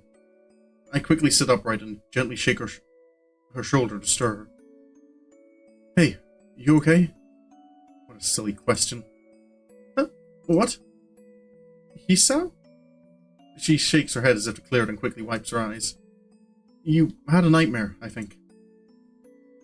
Emmy shudders again and glances up at me a little cautiously, as if unsure whether or not she's actually up. Yeah, I guess so. You want to talk about it? A speedy internal debate seems to be going on in her head, which resolves itself with a shrug. Nah, I don't really remember much of it. I'm pretty sure she's lying to me, but somehow I don't think I should press the issue. Emmy shudders again and turns toward me, looking a little sheepish. I'd recommend to. I suppose that's a fair point, I just...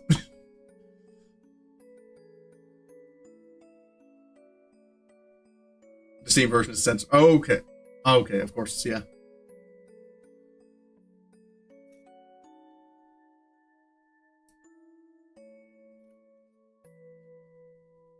Alright. Yeah, sorry. I should have figured. It was just that kind of... My brain doesn't immediately assume that like a game like this is going to have sex scenes, so I kind of... Oh, that was a bit unexpected for me to have.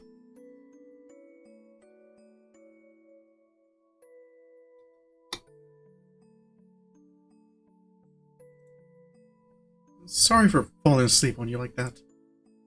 I keep my voice as soothing as I can. Hey, don't worry about it. You've been ill. Yeah, I guess that cold medicine's just made me a little drowsy. I guess so. Emmy does not strike me as the sort of person who'd fall asleep at the drop of a hat. Rin maybe, but Emmy's far too energetic. Emmy gives a half smile at my response, and then, just like that, she's back to her old self. Well, prepare yourself for tomorrow morning, Hisao. We'll have to go twice as hard to make up for today. But I went running this morning. No excuse. Oh, fine. I'll be ready for you. Emmy nods, satisfied. Good. I take this as my cue to exit. Well, I'd better get going, especially if I want to get enough sleep for tomorrow. I hop off to bed and head for the door. Hey, Hisao? I pivot neatly on my heel and face Emmy. She opens her mouth to say something, and then in another burst, I see her falter slightly. She closes her mouth and opens it again. Thanks. For dropping by, I mean. You're kind of the first visitor I've ever had who wasn't Rin. Now, that's surprising. I would figure that Emmy'd have people dropping by all the time. She's certainly popular enough, or so I thought. Always talking to people in the hallways. Emmy hesitates again. And Thanks for staying around after well, a look of pain flits across her face. You know, it helped. She brightens back up and waves cheerily at me. See you tomorrow. Yeah, see you later. I'm just about to exit the door when something makes me turn around again. Hey, Emmy? Anytime you need to talk, let me know, okay? Emmy seems taken aback by this offer. Her grin gets even wider. Sure thing, Hisao. See you in the morning. I exit Emmy's room with my head in a whirl. Should I have even left? Was she really okay? I want to turn around and march back down the hallway, open the door and tell her... Tell her I love her. Tell her I think she's beautiful. Tell her that I'll be there when she needs me. I want to stay with her. To hold her close as she falls back to sleep. How many nights has she woken up like that? Only to find that nobody's there. I want to be that person she can be with when that happens. It's a silly thought, I know. We don't know each other that well, do we? The whole idea, while exhilarating, also makes me feel worry. Worry, perhaps, that I'd overstep my bounds. And now to add to my troubles, it seems as if Emmy herself already has an interest in someone else. This track captain of hers who seems so interested in her well-being. True, I've only seen the two of them together a few times, but that doesn't change the fact that they seem better suited to one another. There's really nothing to be done about that. I need to take my mind off of this whole situation. I've got homework to do. Maybe that will distract me. Good luck with that, Hisao.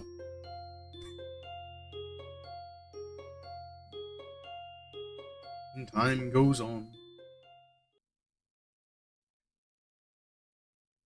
Oh, wakey wakey. A night of restlessness has left me feeling fairly groggy this morning. The events of the previous day keep intruding upon my mind. The memory of how Emmy felt against me. The memory of our wrestling match. And most bothersome, the memory of her nightmare. She was in so much pain. I can't stop wondering what it must be like for her to wake up with nobody there. The shower shocks me awake with hot water. Awake, but still worried. I mean, I kind of understand Hisao's worry, but at the same time, it's kind of like this has been a once. Like, he's only seen this once.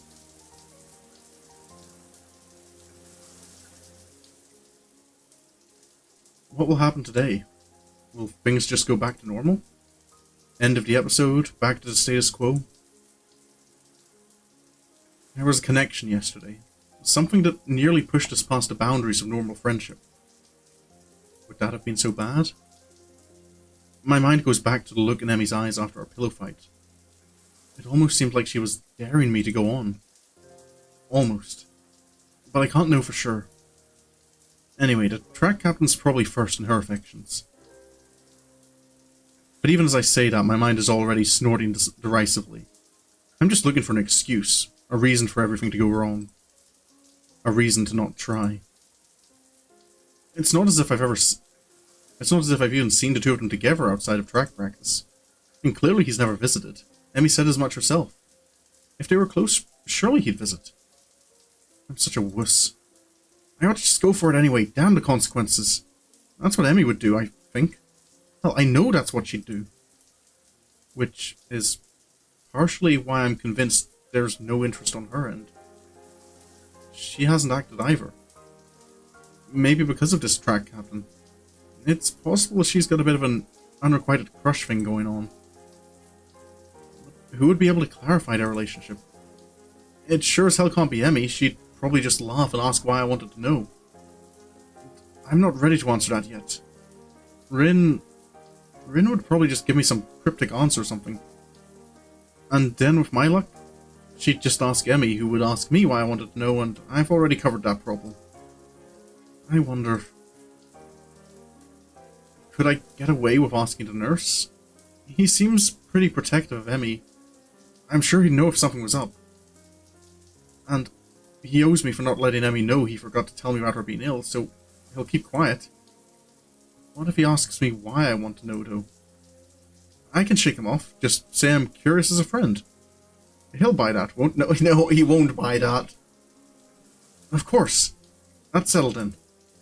After the run, I'll talk to him while Emmy's waiting outside the office.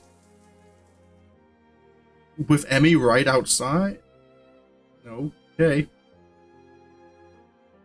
There's no sign of Emmy when I arrive at the track. Is she still too ill?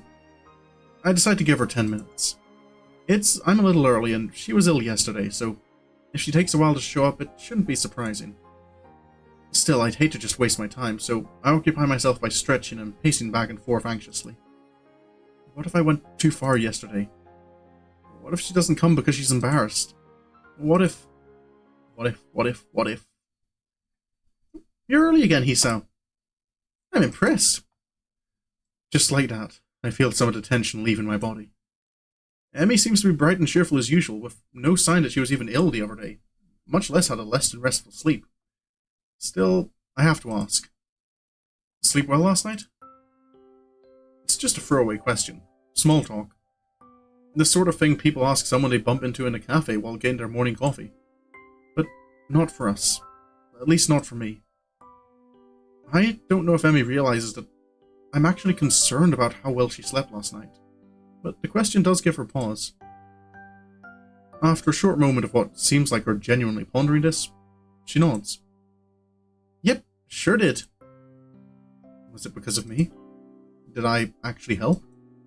Or are you just saying that to get me to stop asking questions? Good to hear. Emmy grins and begins warming up. So, ready to begin? Am I ready? Of course I'm ready. I was born ready.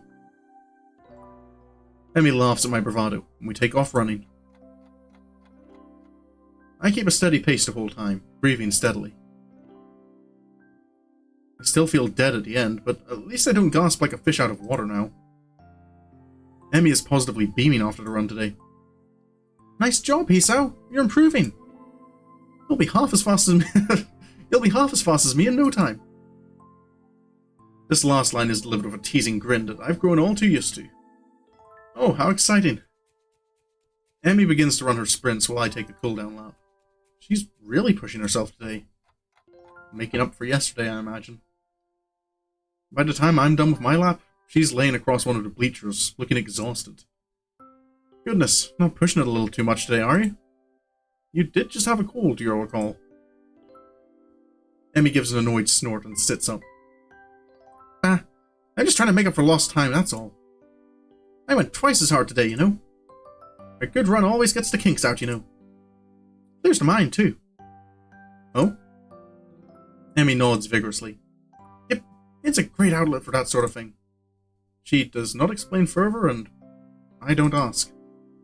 I suspect I know the real reason she went so hard today. Being sick had nothing to do with it. Something's bothering her. Maybe the nightmare, maybe something else. But it's not my place to pry. She'd tell me if she wanted me to know. I'm sure that comes in handy. You have no idea.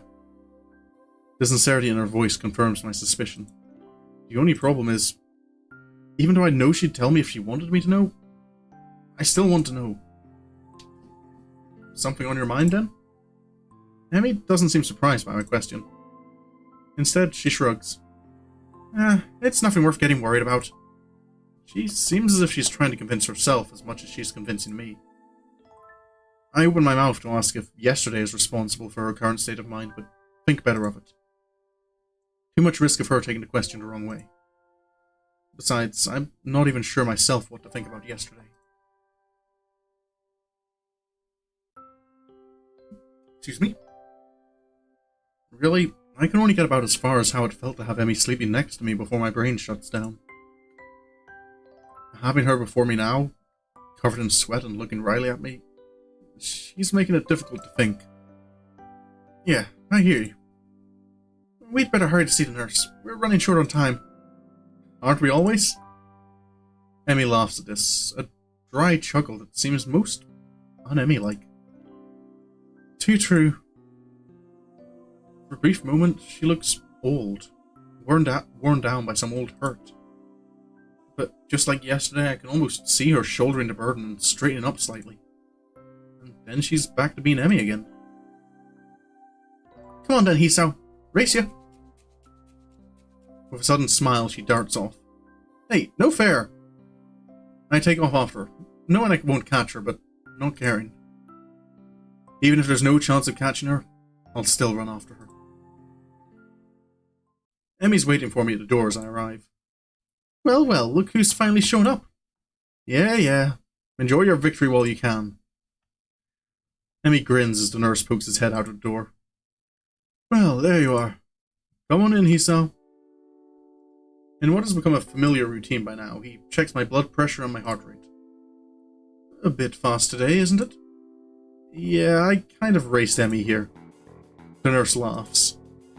That's never a good idea. He leans in to whisper to me in a conspiratory manner. I don't know if you've heard, but Emmy's a bit of a track star. I reel back in mock surprise. Really? She never mentioned it before. The two of us share a laugh. Did she do okay today? Cold seemed to bother her?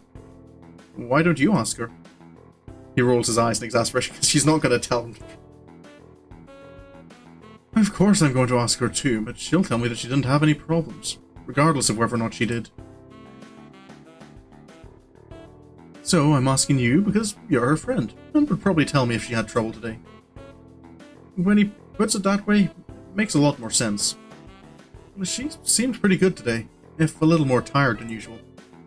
She was already feeling better when I dropped by yesterday, so I'm not that surprised. The nurse nods, though I notice he tenses slightly when I mention yesterday's visit. Well, that's good to hear. I figured it was just a 24-hour thing. Emmy tends to recover quickly from colds and the like.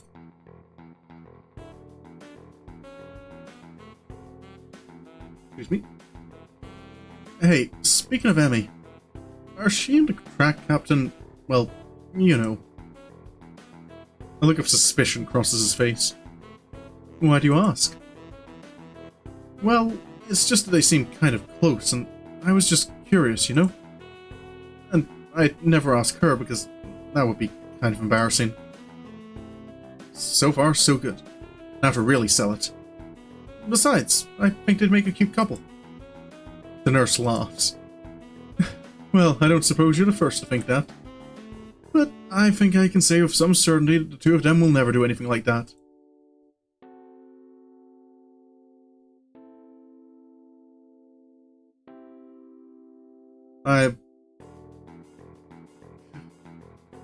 I'm trying to think like if there's been any other clues to this. That is a track captain like a relative? Certainty? Yep. Not that I could tell you, of course. Confidentiality and all that. Yeah, right. You just like holding a secret over my head. That too. Right, get out of here. I'm a busy man, you know. I roll my eyes at his last statement and head out the door, motioning to Emmy to go in. The whole time I'm trying to keep from doing a celebratory dance. The two of them will never do music. Hold on a second.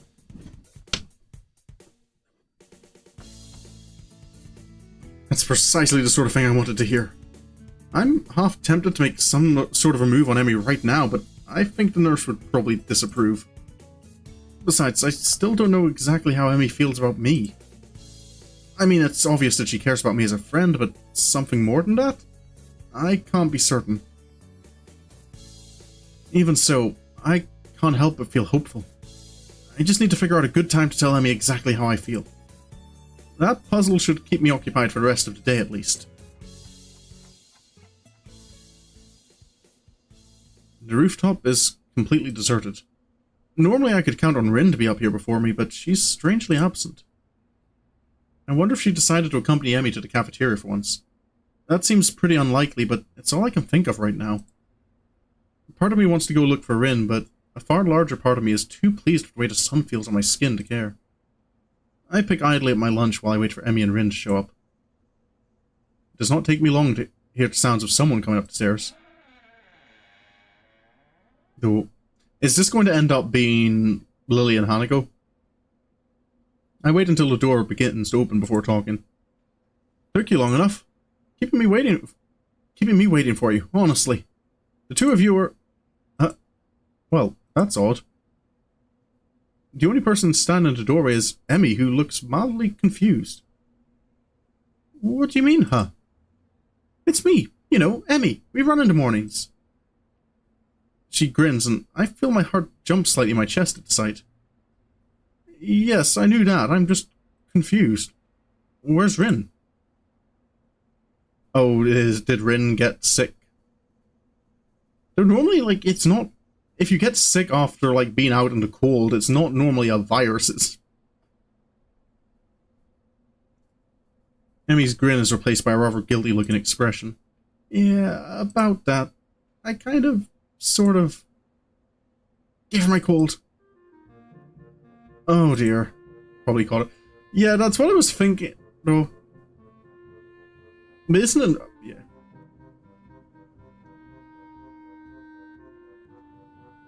I just kind of don't... I've never in my experience, like, it's gotten, like, proper cold.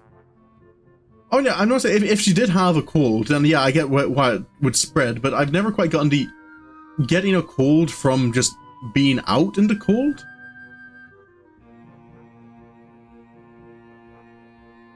Like, I get that, you know, it's not exactly healthy for you, and you can end up getting a little sick from it, but I didn't think it was to do with an actual virus if you're...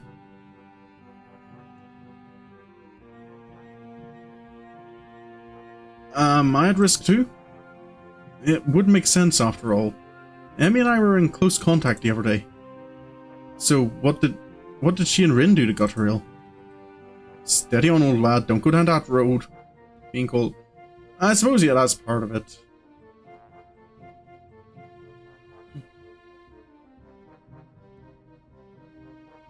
No. I just feel like you still need, like, something. Yeah, the virus itself needs to come from somewhere. You only got sick once from being out in the rain and cold. I can't remember if I've ever gotten sick from weather. But to be fair, I tend to be pretty good at making sure, like, I find shelter.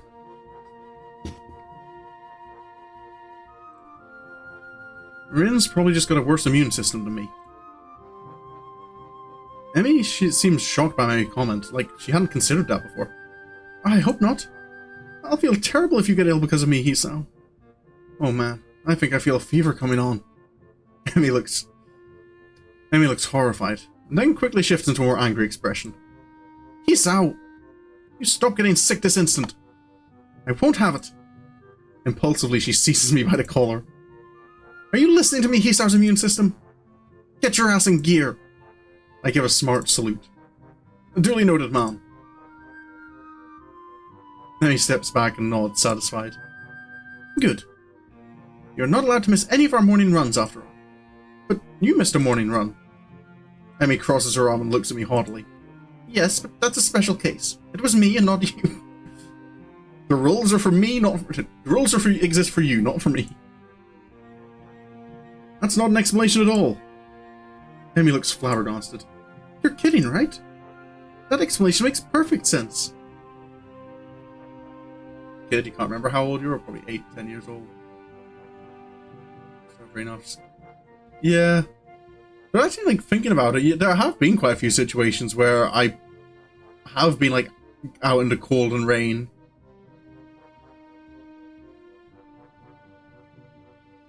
Oh. Like, I remember there was one day where I think my mum wasn't feeling well, so I didn't want to bother her for a lift to church, and this was when I went to a different church that was in the town, so it was like I think like a 8 to 10 mile walk, and it was the middle of winter, so it was snowy and icy, and I decided, you know what, I don't want to bother my mum, I'm just going to walk to church this morning. And I know by the end of it, like, I was that cold. I had gotten that cold that, like, the snow was lying on me. Normally, like, kind of when snow hits your skin, your body heat is still enough to melt it. At least the temperature here. No, I remember just showing up and Joel being not too impressed that I had a layer of snow on my head.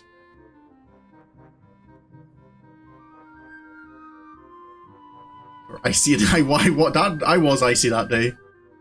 Oh, yeah. I was cold, but I don't think I ever got sick from it. No, it doesn't. It's a blatant double standard. I don't see what that has to do with anything. Oh, fine.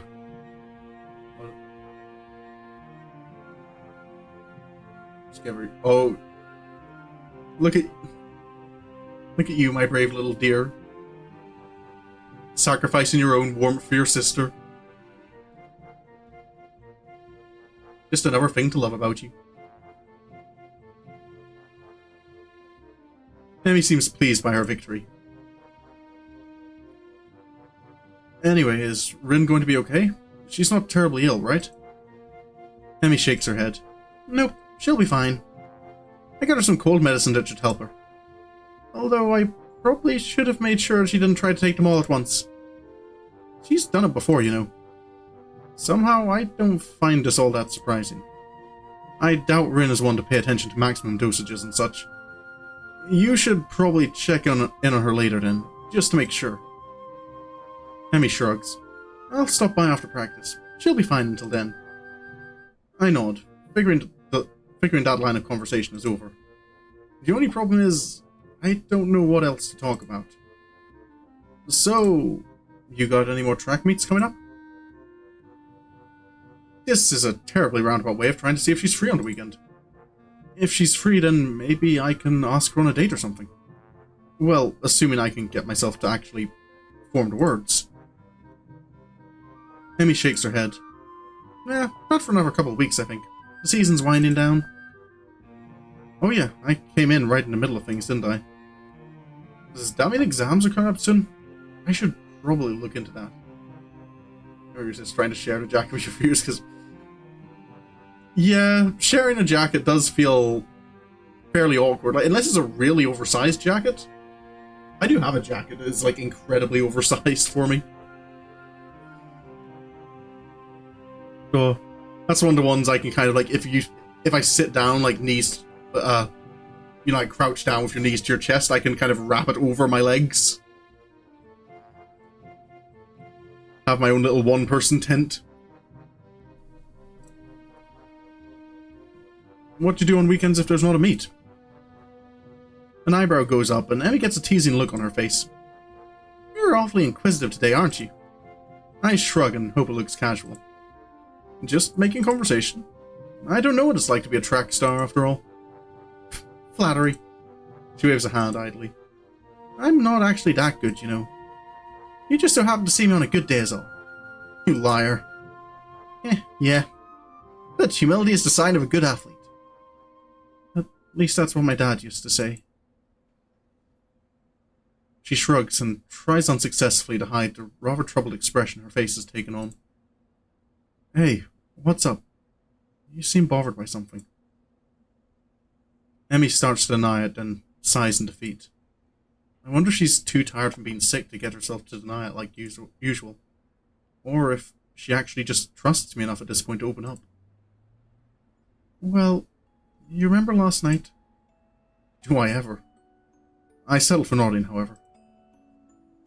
That's not the first time that's happened to me. Actually, I get them kind of... She pauses, as if it's suddenly occurred to her what she's doing. It's almost like she's breaking some sort of personal rule here. But she starts up again, choosing her words carefully. Well, not often, but on occasion. It's just been one of those weeks where that's what's happened. A sigh escapes her, and she looks terribly frustrated. I reach over and give her a hug, which, unlike last time, doesn't seem to shock her. Instead, she seems to relax as my arms wrap around her. We stay that way for a while. Hey, you know I was serious last night. You really can't talk to me if stuff like this is bothering you. It's always difficult to do this sort of thing solo, you know? Emmy smiles and breaks the embrace, but stays leaning on my shoulder. Thanks, Hisao. I'll be fine, I think. I can already see her reassembling herself, getting ready to bottle it all up again. Guess that topic's closed now. So, hey, you given any more thought to that career survey? Can't say I have. I don't tend to plan very far ahead, you know. Although I suppose I could at least start looking into college, huh? I shrug. I suppose, unless you were serious about that pirate thing. Last I checked, pirates didn't have much need for universities. Unless there's, like, a pirate university out there somewhere. Emmy giggles and starts to look a little like her old self, but there's a new element to her expression. Impish. That's how I'd describe it. Emmy looks impish, looking up at me with her head nestled into my shoulder. Would you come with me if I ran off to be a pirate? Of course I would. Who in their right mind would pass up the opportunity to be pirates with you? Oh, when you put it that way, I'm not sure. She giggles again. I notice that my heart seems to have sped up. It's probably due to Emmy's proximity to me. That hint of strawberries again. I can't help but grin as I gaze down at her. She's happy again. Hey, Hisao? Oh. If you're going to kiss me, you should probably do it soon. I think the lunch bell is about to ring. My thoughts grind to a sudden halt. I'm pretty sure my mouth is hanging open in shock. All I can manage is a strangled, huh? This amuses Emmy even more. You were thinking about it, weren't you? She sits up, bringing her face level with mine. I'd probably enjoy it, you know. You're really... well... She briefly composes herself, looking like she's about to say something important. If you hadn't figured it out by now, I think I've developed a bit of a crush on you. You're going to have to do something about that. This time her grin short-circuits several important thought processes. At some point I turned toward her, and at another point her arms moved around my neck. At yet another my arms wrapped around her waist.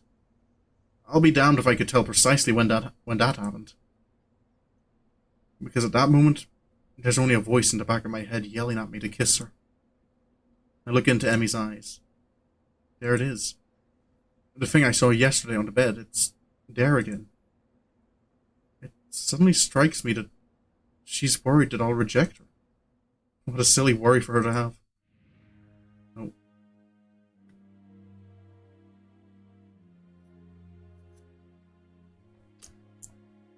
See, I'm kind of...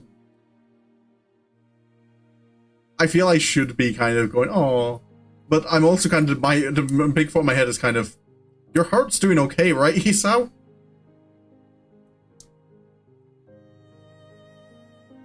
We're taking this into consideration, right? Her lips taste faintly of strawberries.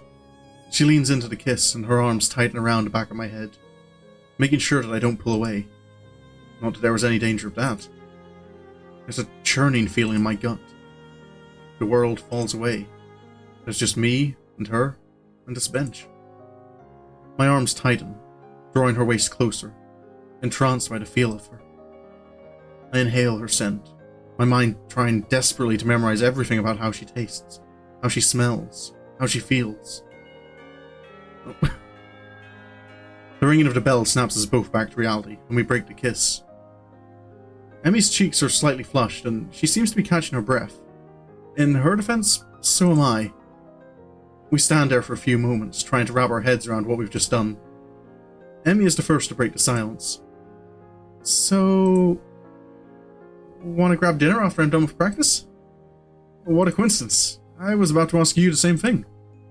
Well, actually, I suppose it was going to be some kind of proper date on the weekend or something, but the thought was there, I think. Emmy gives me a playful shove. Yeah, right. You were still in shock from how incredibly awesome I am at kissing. He's getting stronger. I still feel like there's a ticking time bomb in the back here that something is going to trigger. We begin to head down the stairs back to our respective classrooms. Hey, I didn't see you talking immediately afterwards either. That I didn't. See you after practice, Hisao. He leans in quickly and gives me a quick kiss in the middle of the hallway, sending me into another brief state of mental freefall. As I head into my classroom, a giggling Misha greets me. Why, Hicha, of course she knew. How much did she see? You romantic, you. Did you confess on the rooftop? Did you? Actually, I think it was the other way around. This sends Misha into a fresh fit of laughter. Young love is so unpredictable, isn't it? This being Misha, I suppose I should have expected her to tease me over this. I guess. Before I can really respond, Muto's entered the room and Misha skips off to her seat, giggling all the while. I suspect that I'll get a lot of that sort of conversation now, especially seeing as how Emmy kissed me right in the middle of the hall. But somehow, I don't care about that. For the first time since arriving here, my heart feels light. Oh, fade to white. Oh, chapter. Act 3, Perspective.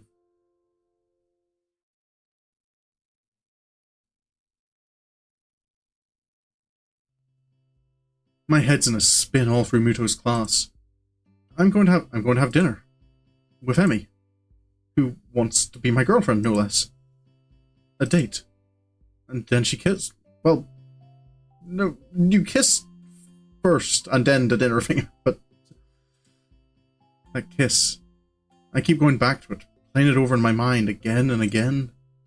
Everything about that moment felt so right. My mind drifts off, lost in thoughts of Emmy.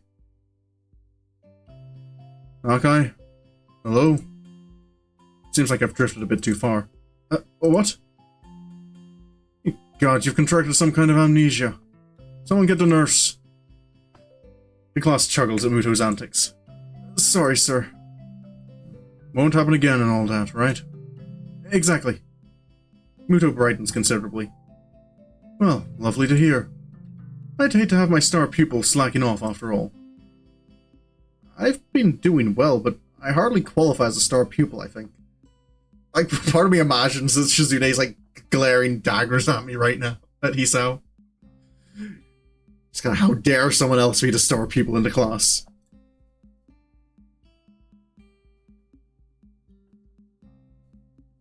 I'm fairly certain that this class is the sort that everyone does well in. It's just memorizing formulas. True to my word, I managed to pay attention for the rest of the class. Nakai, may I have a word with you? I wonder if I'm in trouble for earlier. Sure. Am I in trouble? Muto looks genuinely confused for a moment. Beg your pardon? He tilts his head to one side and thinks for a moment. Oh, no, you're not in any sort of trouble. There's just a question I want to ask you. What's that? Nothing terrible. I was just wondering what your plans for after graduation are. Oh, the survey thing. Are you going to university? Yeah, I guess. I can't really see a reason not to go. Given any thought to what you'll study? Not really, no. I figure I'll come up with something when I get there. Muto laughs. Taking things as they come, eh? I'd argue against it, but that's how I did things when I went to university. Well, not really. I knew I'd go into a science, I just wasn't sure which one. Ended up with physics, but could just as well have gone for astronomy or what have you. Actually, I did go for chemistry first, but there were all sorts of things. Muto trails off and frowns slightly. It takes a minute for him to recover his train of thought, and I wait patiently for him to continue. So anyway, I did a lot of physics as well because I had an interest in that, but I wasn't sure if it was for me. So I went back to chemistry, and here we are. Yes? He smiles at me enthusiastically, as if waiting for me to confirm that yes, here is where we are. Somehow, I get the feeling that Muto had a plan for this conversation, but I'll be damned if I can figure it out. I'm sorry, I'm not following you. Muto frowns and rubs his chin a bit, looking perplexed. He then snaps his fingers as if he's remembered what the point of all this was. Right, yes, you. Me? Yes. You should look into studying one of the sciences. You're fantastic at it. Unless you'd rather just go into math. Muto makes a sour face. Not a big fan of straight math. I always liked the experiments more than the proofs. No. Sorry, I thought I had. It was just he could go into like sports sciences and support Emmy.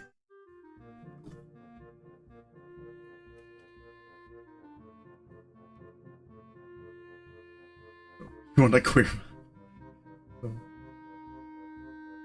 I don't know. The elder from the church I have my talks with, he, before he retired, he was a math teacher.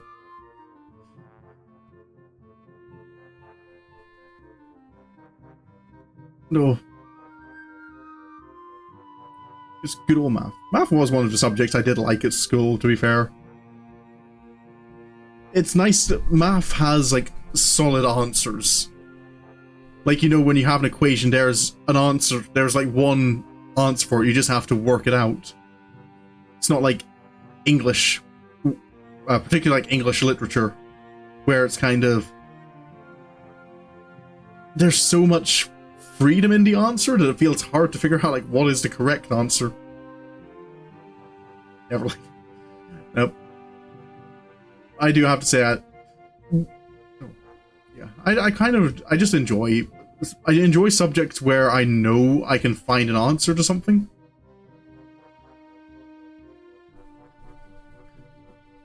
Anyway, where were we? You're saying I should study science at university? Muto seems thrown off balance by my question. Well, sort of. You could also join a science club. The trouble is, there's not actually a science club. But there could be. You could even be a charter member. A founding father. Of course, you need to find other members.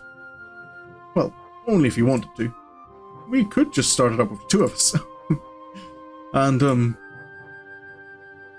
is this Muto just kind of like, has he been trying to do this for a while? Get his science club off the ground? I could give you things to read, and we could talk about them.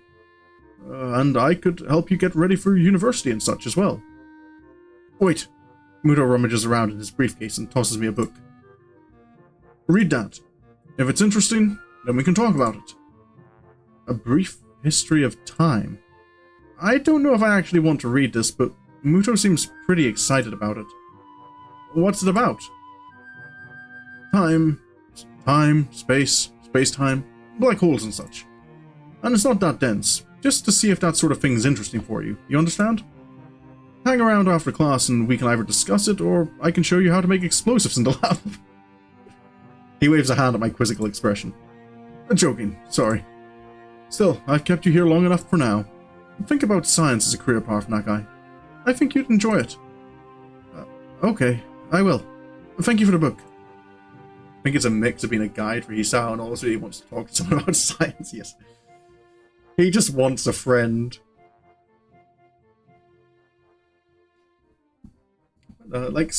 Yeah, that's kind of like there's an avenue there, part of me seeing, like, in sports science. I leave the classroom and look up at the clock. Quite a chunk of time to kill until Emmy's out of practice. I guess I'll give this book a look. I should probably shower as well. Showering before a date's only proper, right? I head back to the dorms. I wonder where I'm supposed to meet Emmy anyway. She said after practice, but she didn't say where I should find her. I guess I can just swing by the track. That's probably best anyway. If she needs a shower, I can just wait for her in her room or something. Or in the hallway, I guess. That would be better as well. I take a quick shower, remembering to take my medication once I hop out. Now for a look at this book. Oh, don't... Oh no! He does like the science!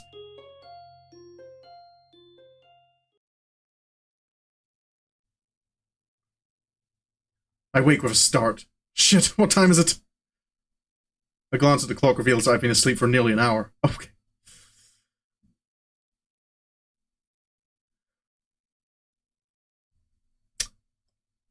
Is this a case though where it's not an hour, it's been like 13 hours?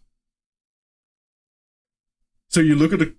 Because if you have an analog clock, it won't specify between what... Like 8 PM or 8 AM. Oh, thank goodness. Emmy's practice should be finishing up soon. I throw on some casual clothes and head for the track. Somehow I get the feeling we won't be doing anything fancy for dinner. Emmy doesn't strike me as a very fancy sort of person. Still, I suppose there's a lot I have yet to know about Emmy. Despite our newfound closeness, I still feel like I don't know her as well as I should. Ah well, I have lots of time to fix that. To be honest, I'm looking forward to getting to know her more. I'm so caught up in my own thoughts that I hardly register that I'm already at the track. Emmy is nowhere to be found. I don't even see any signs of the track team. This could be embarrassing. I turn to head toward the girls' dormitory when I hear a shout. Is this an angry shout or a... Hey, Hisao? Oh no, okay, it is.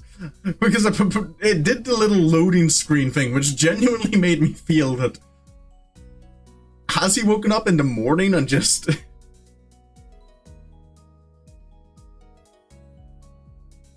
No.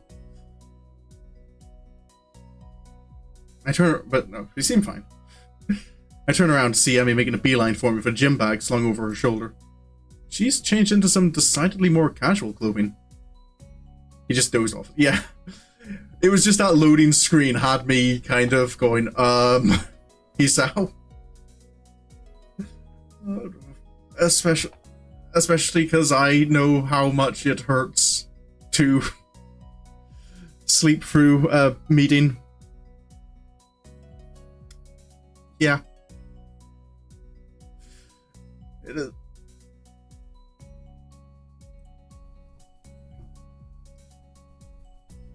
Her running blades have been replaced by more realistic-looking legs that probably wouldn't fool anyone. Emmy doesn't seem to care about that, a fact which makes me smile. Hey, you came! I mean, I figured you would, but still. I suddenly find myself wrapped in a rather affectionate hug, and it proves to be impossible for me to keep what must be the world's largest grin off my face. Well, of course I came. I'd be crazy not to, right? Emmy ponders for a moment. You know, that's true. I mean, I'm pretty amazing after all. I shrug in response. I certainly think so. It's an offhand remark, which is why I'm surprised to see that it seems to have caught Emmy by surprise. She blushes and smiles warmly at me before planting a kiss on my lips. Now it's my turn to be surprised. Emmy steps back, resting her weight on her back heel, looking pleased with herself. My brain fumbles for an appropriate response. I should compliment you more often. Emmy laughs and gives me a playful shove. Jerk. I throw an arm around Emmy's shoulders, and I'm pleased when she immediately leans into me, as if it were the most natural thing in the world. So, where to? I'm not actually sure. Where do people go on dates around here anyway? That's a damned good question. I've got no idea.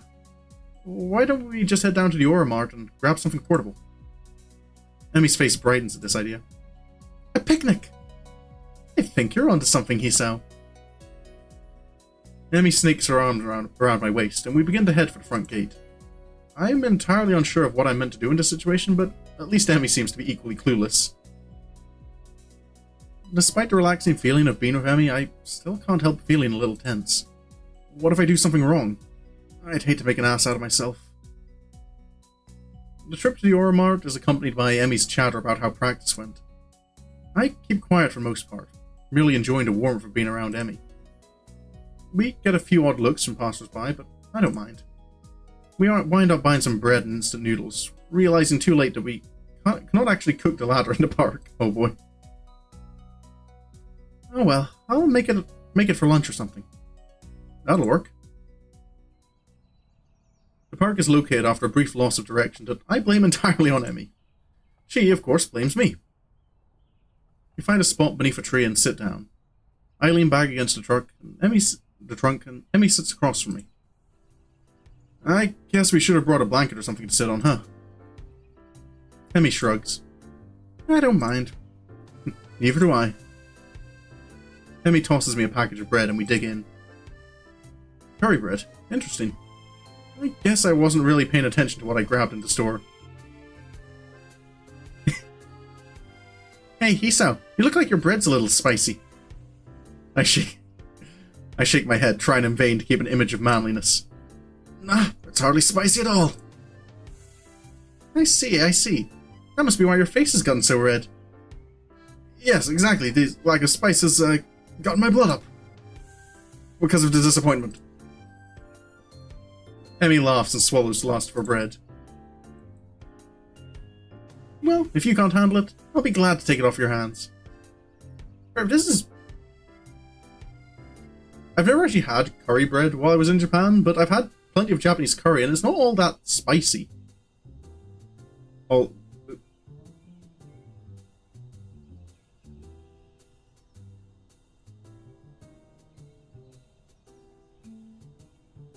Hey, just because you wolfed down yours so quickly doesn't mean I'm just going to give you mine. Emmy mock pouts, causing me to nearly choke on my bread with laughter. Oh, come on, Hisao. Aren't you supposed to be concerned with making sure I've got enough to eat now? We're dating, you know. Maybe just haven't had the spicy curry bread.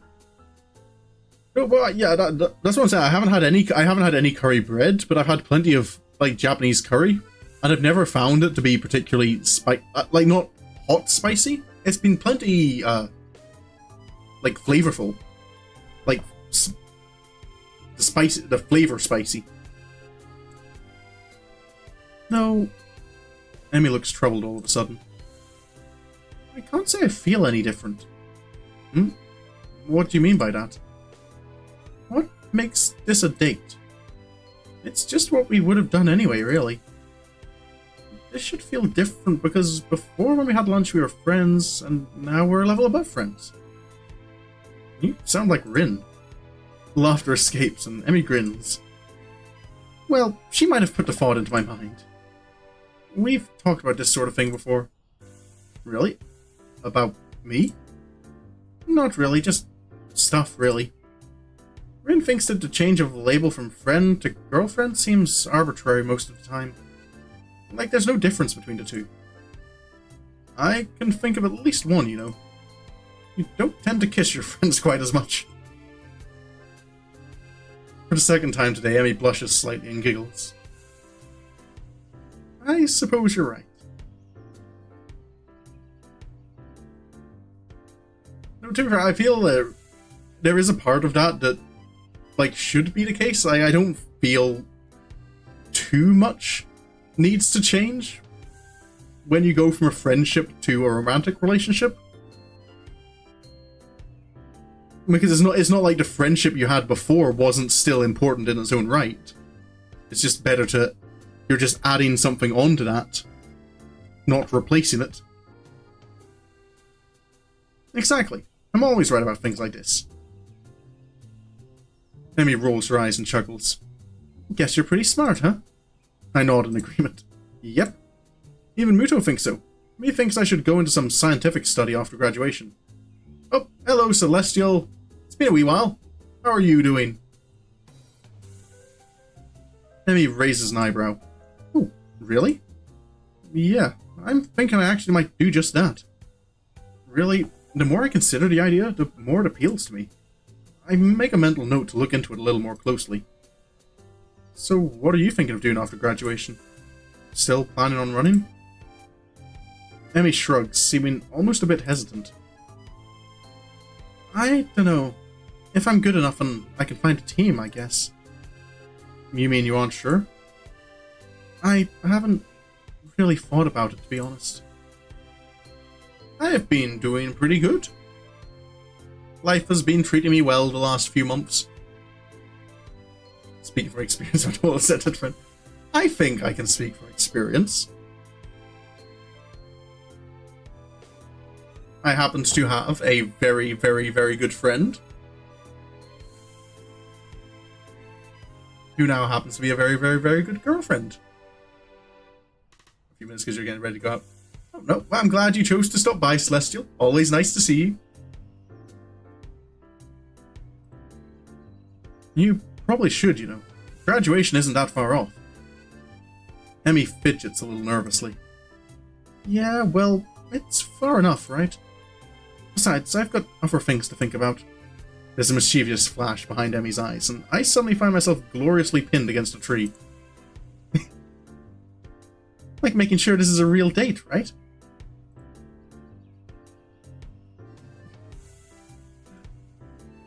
Right, I just got the image of...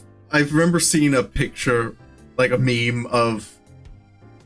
Because we've seen Hisao and Emmy, like, we've seen art of them beside one another, and Emmy's pretty short. And I just kind of remembered of, like a meme picture of, like, a short girl doing, like, the Kabedon thing. But it's kind of like she's just at, like, just below chest, her eyes are just below chest level of the person.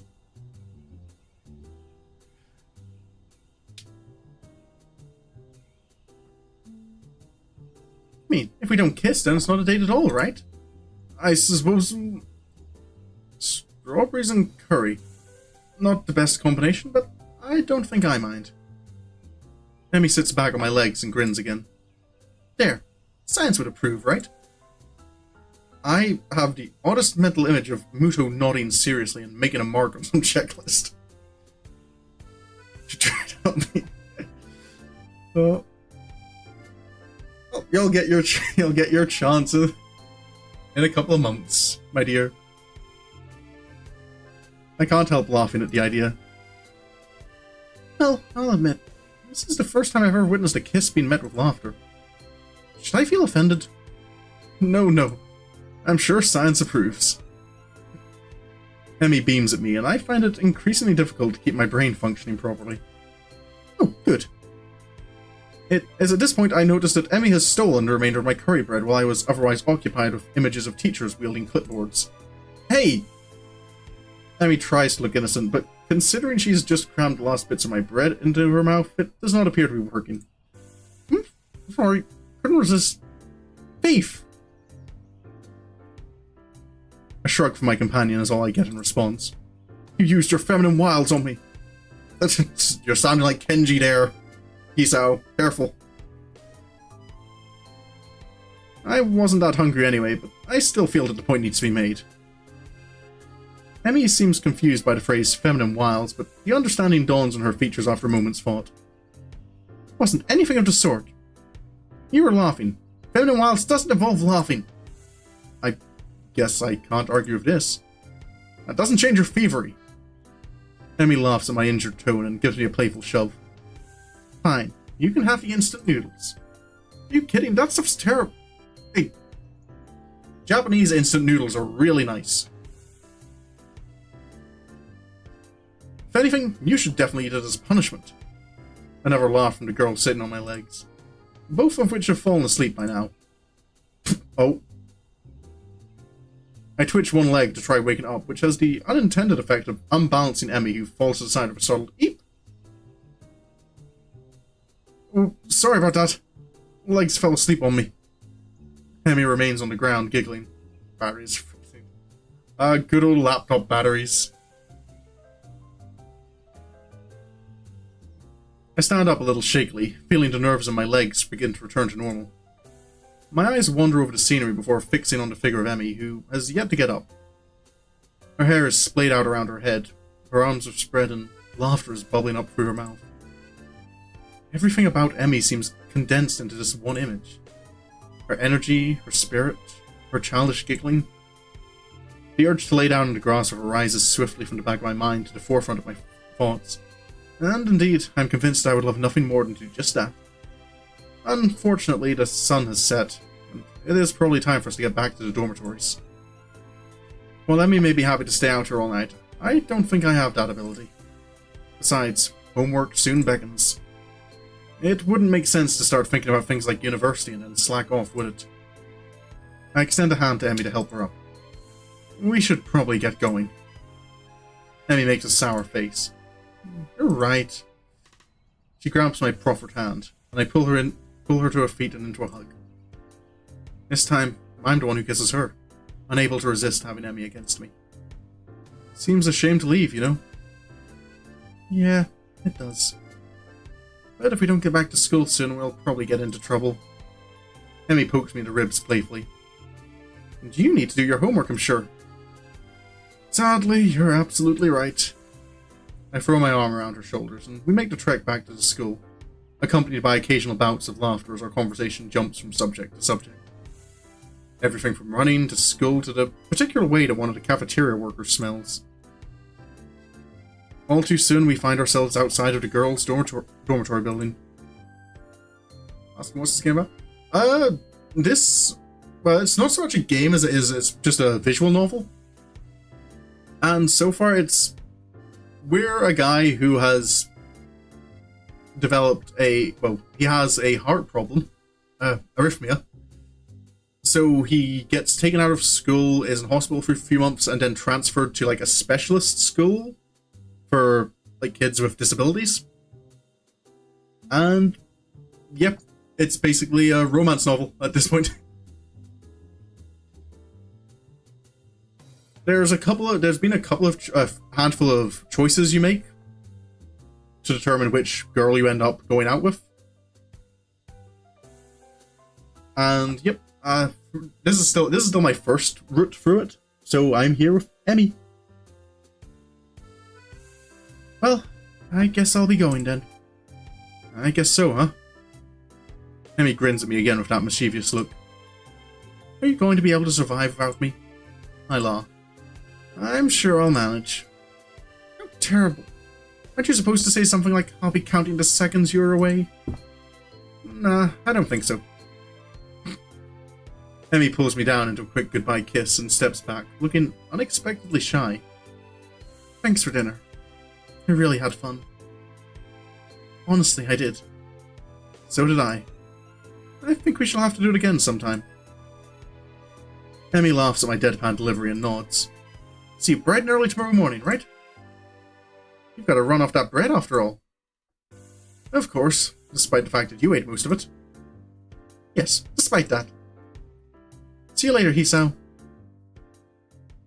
As Emmy turns to head inside, I notice something weird.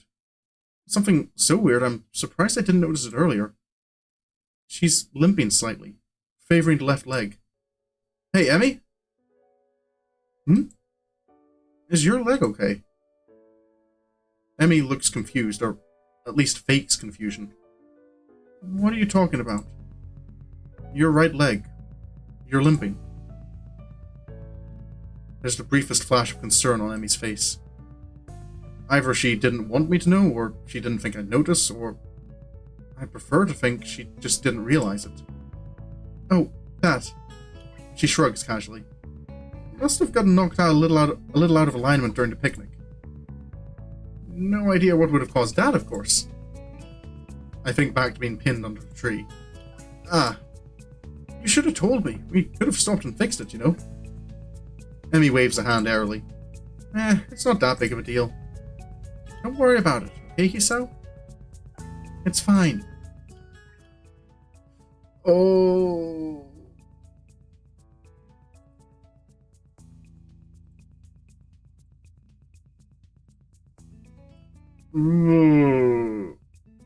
Choice I don't like. Because I kind of feel like, yeah, if there's something wrong, I want to make sure that she's not just like putting up a strong front, but better say.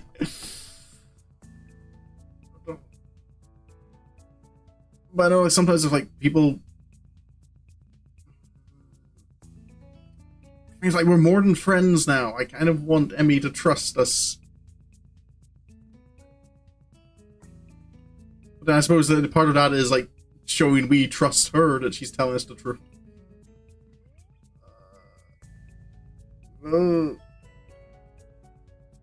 I am concerned.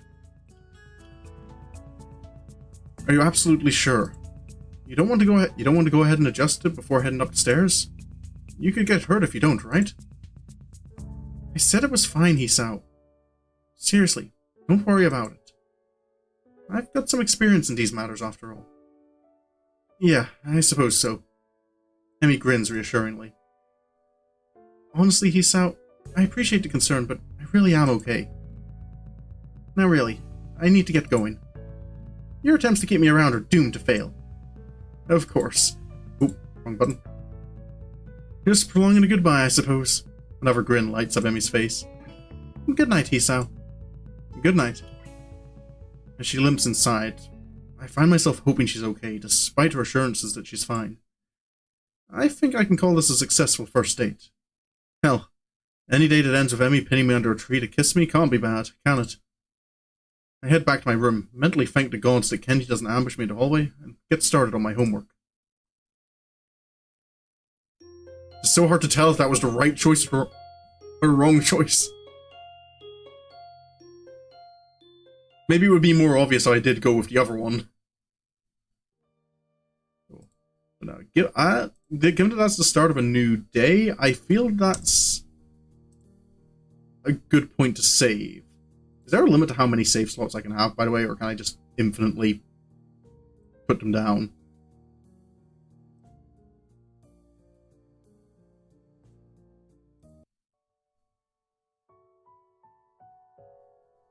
Oh, and there's our third little picture.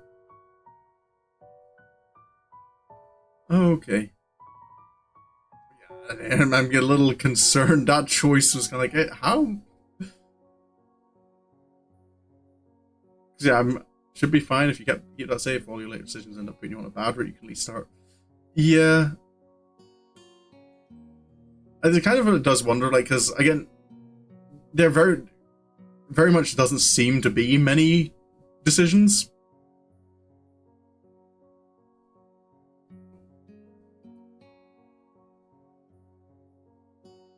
It feels very subtle on, like, letting me know, kind of, is this starting me down the good path or the bad path? But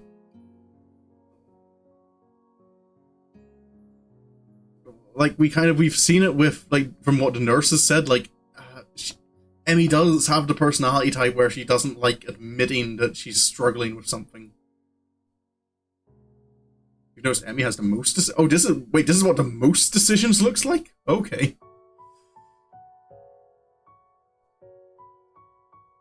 Oh, so it really is just just reading. But I suppose that's what makes it a visual novel. But yep, that'll be me for tonight.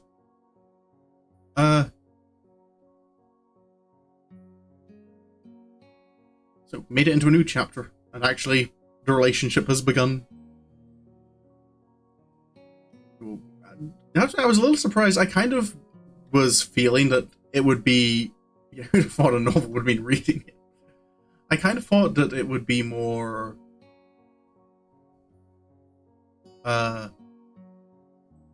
What's the word? Like, I thought the relationship would take a little longer to get to.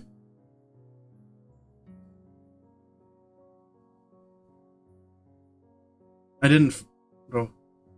Because if I remember correctly, there's 4 chapters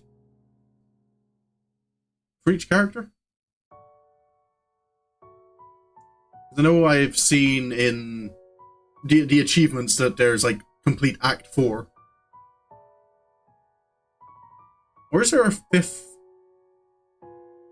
Well, there's at least 4, I suppose. But yeah, I'm getting distracted.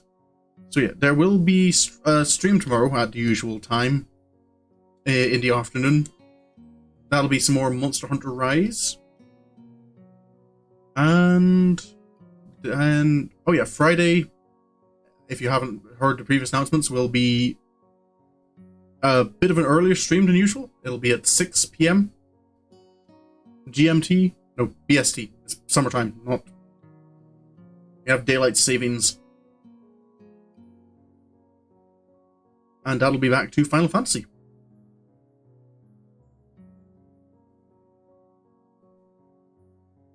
And yep, then from next week, Fridays will be back to normal, and it'll be mostly the usual schedule, except July will still have my Wednesday streams. And yeah, I'll just say a thank you here for coming along. I do hope you enjoyed. And until next time I see you all, I hope you have a good day, have a good evening, and goodbye.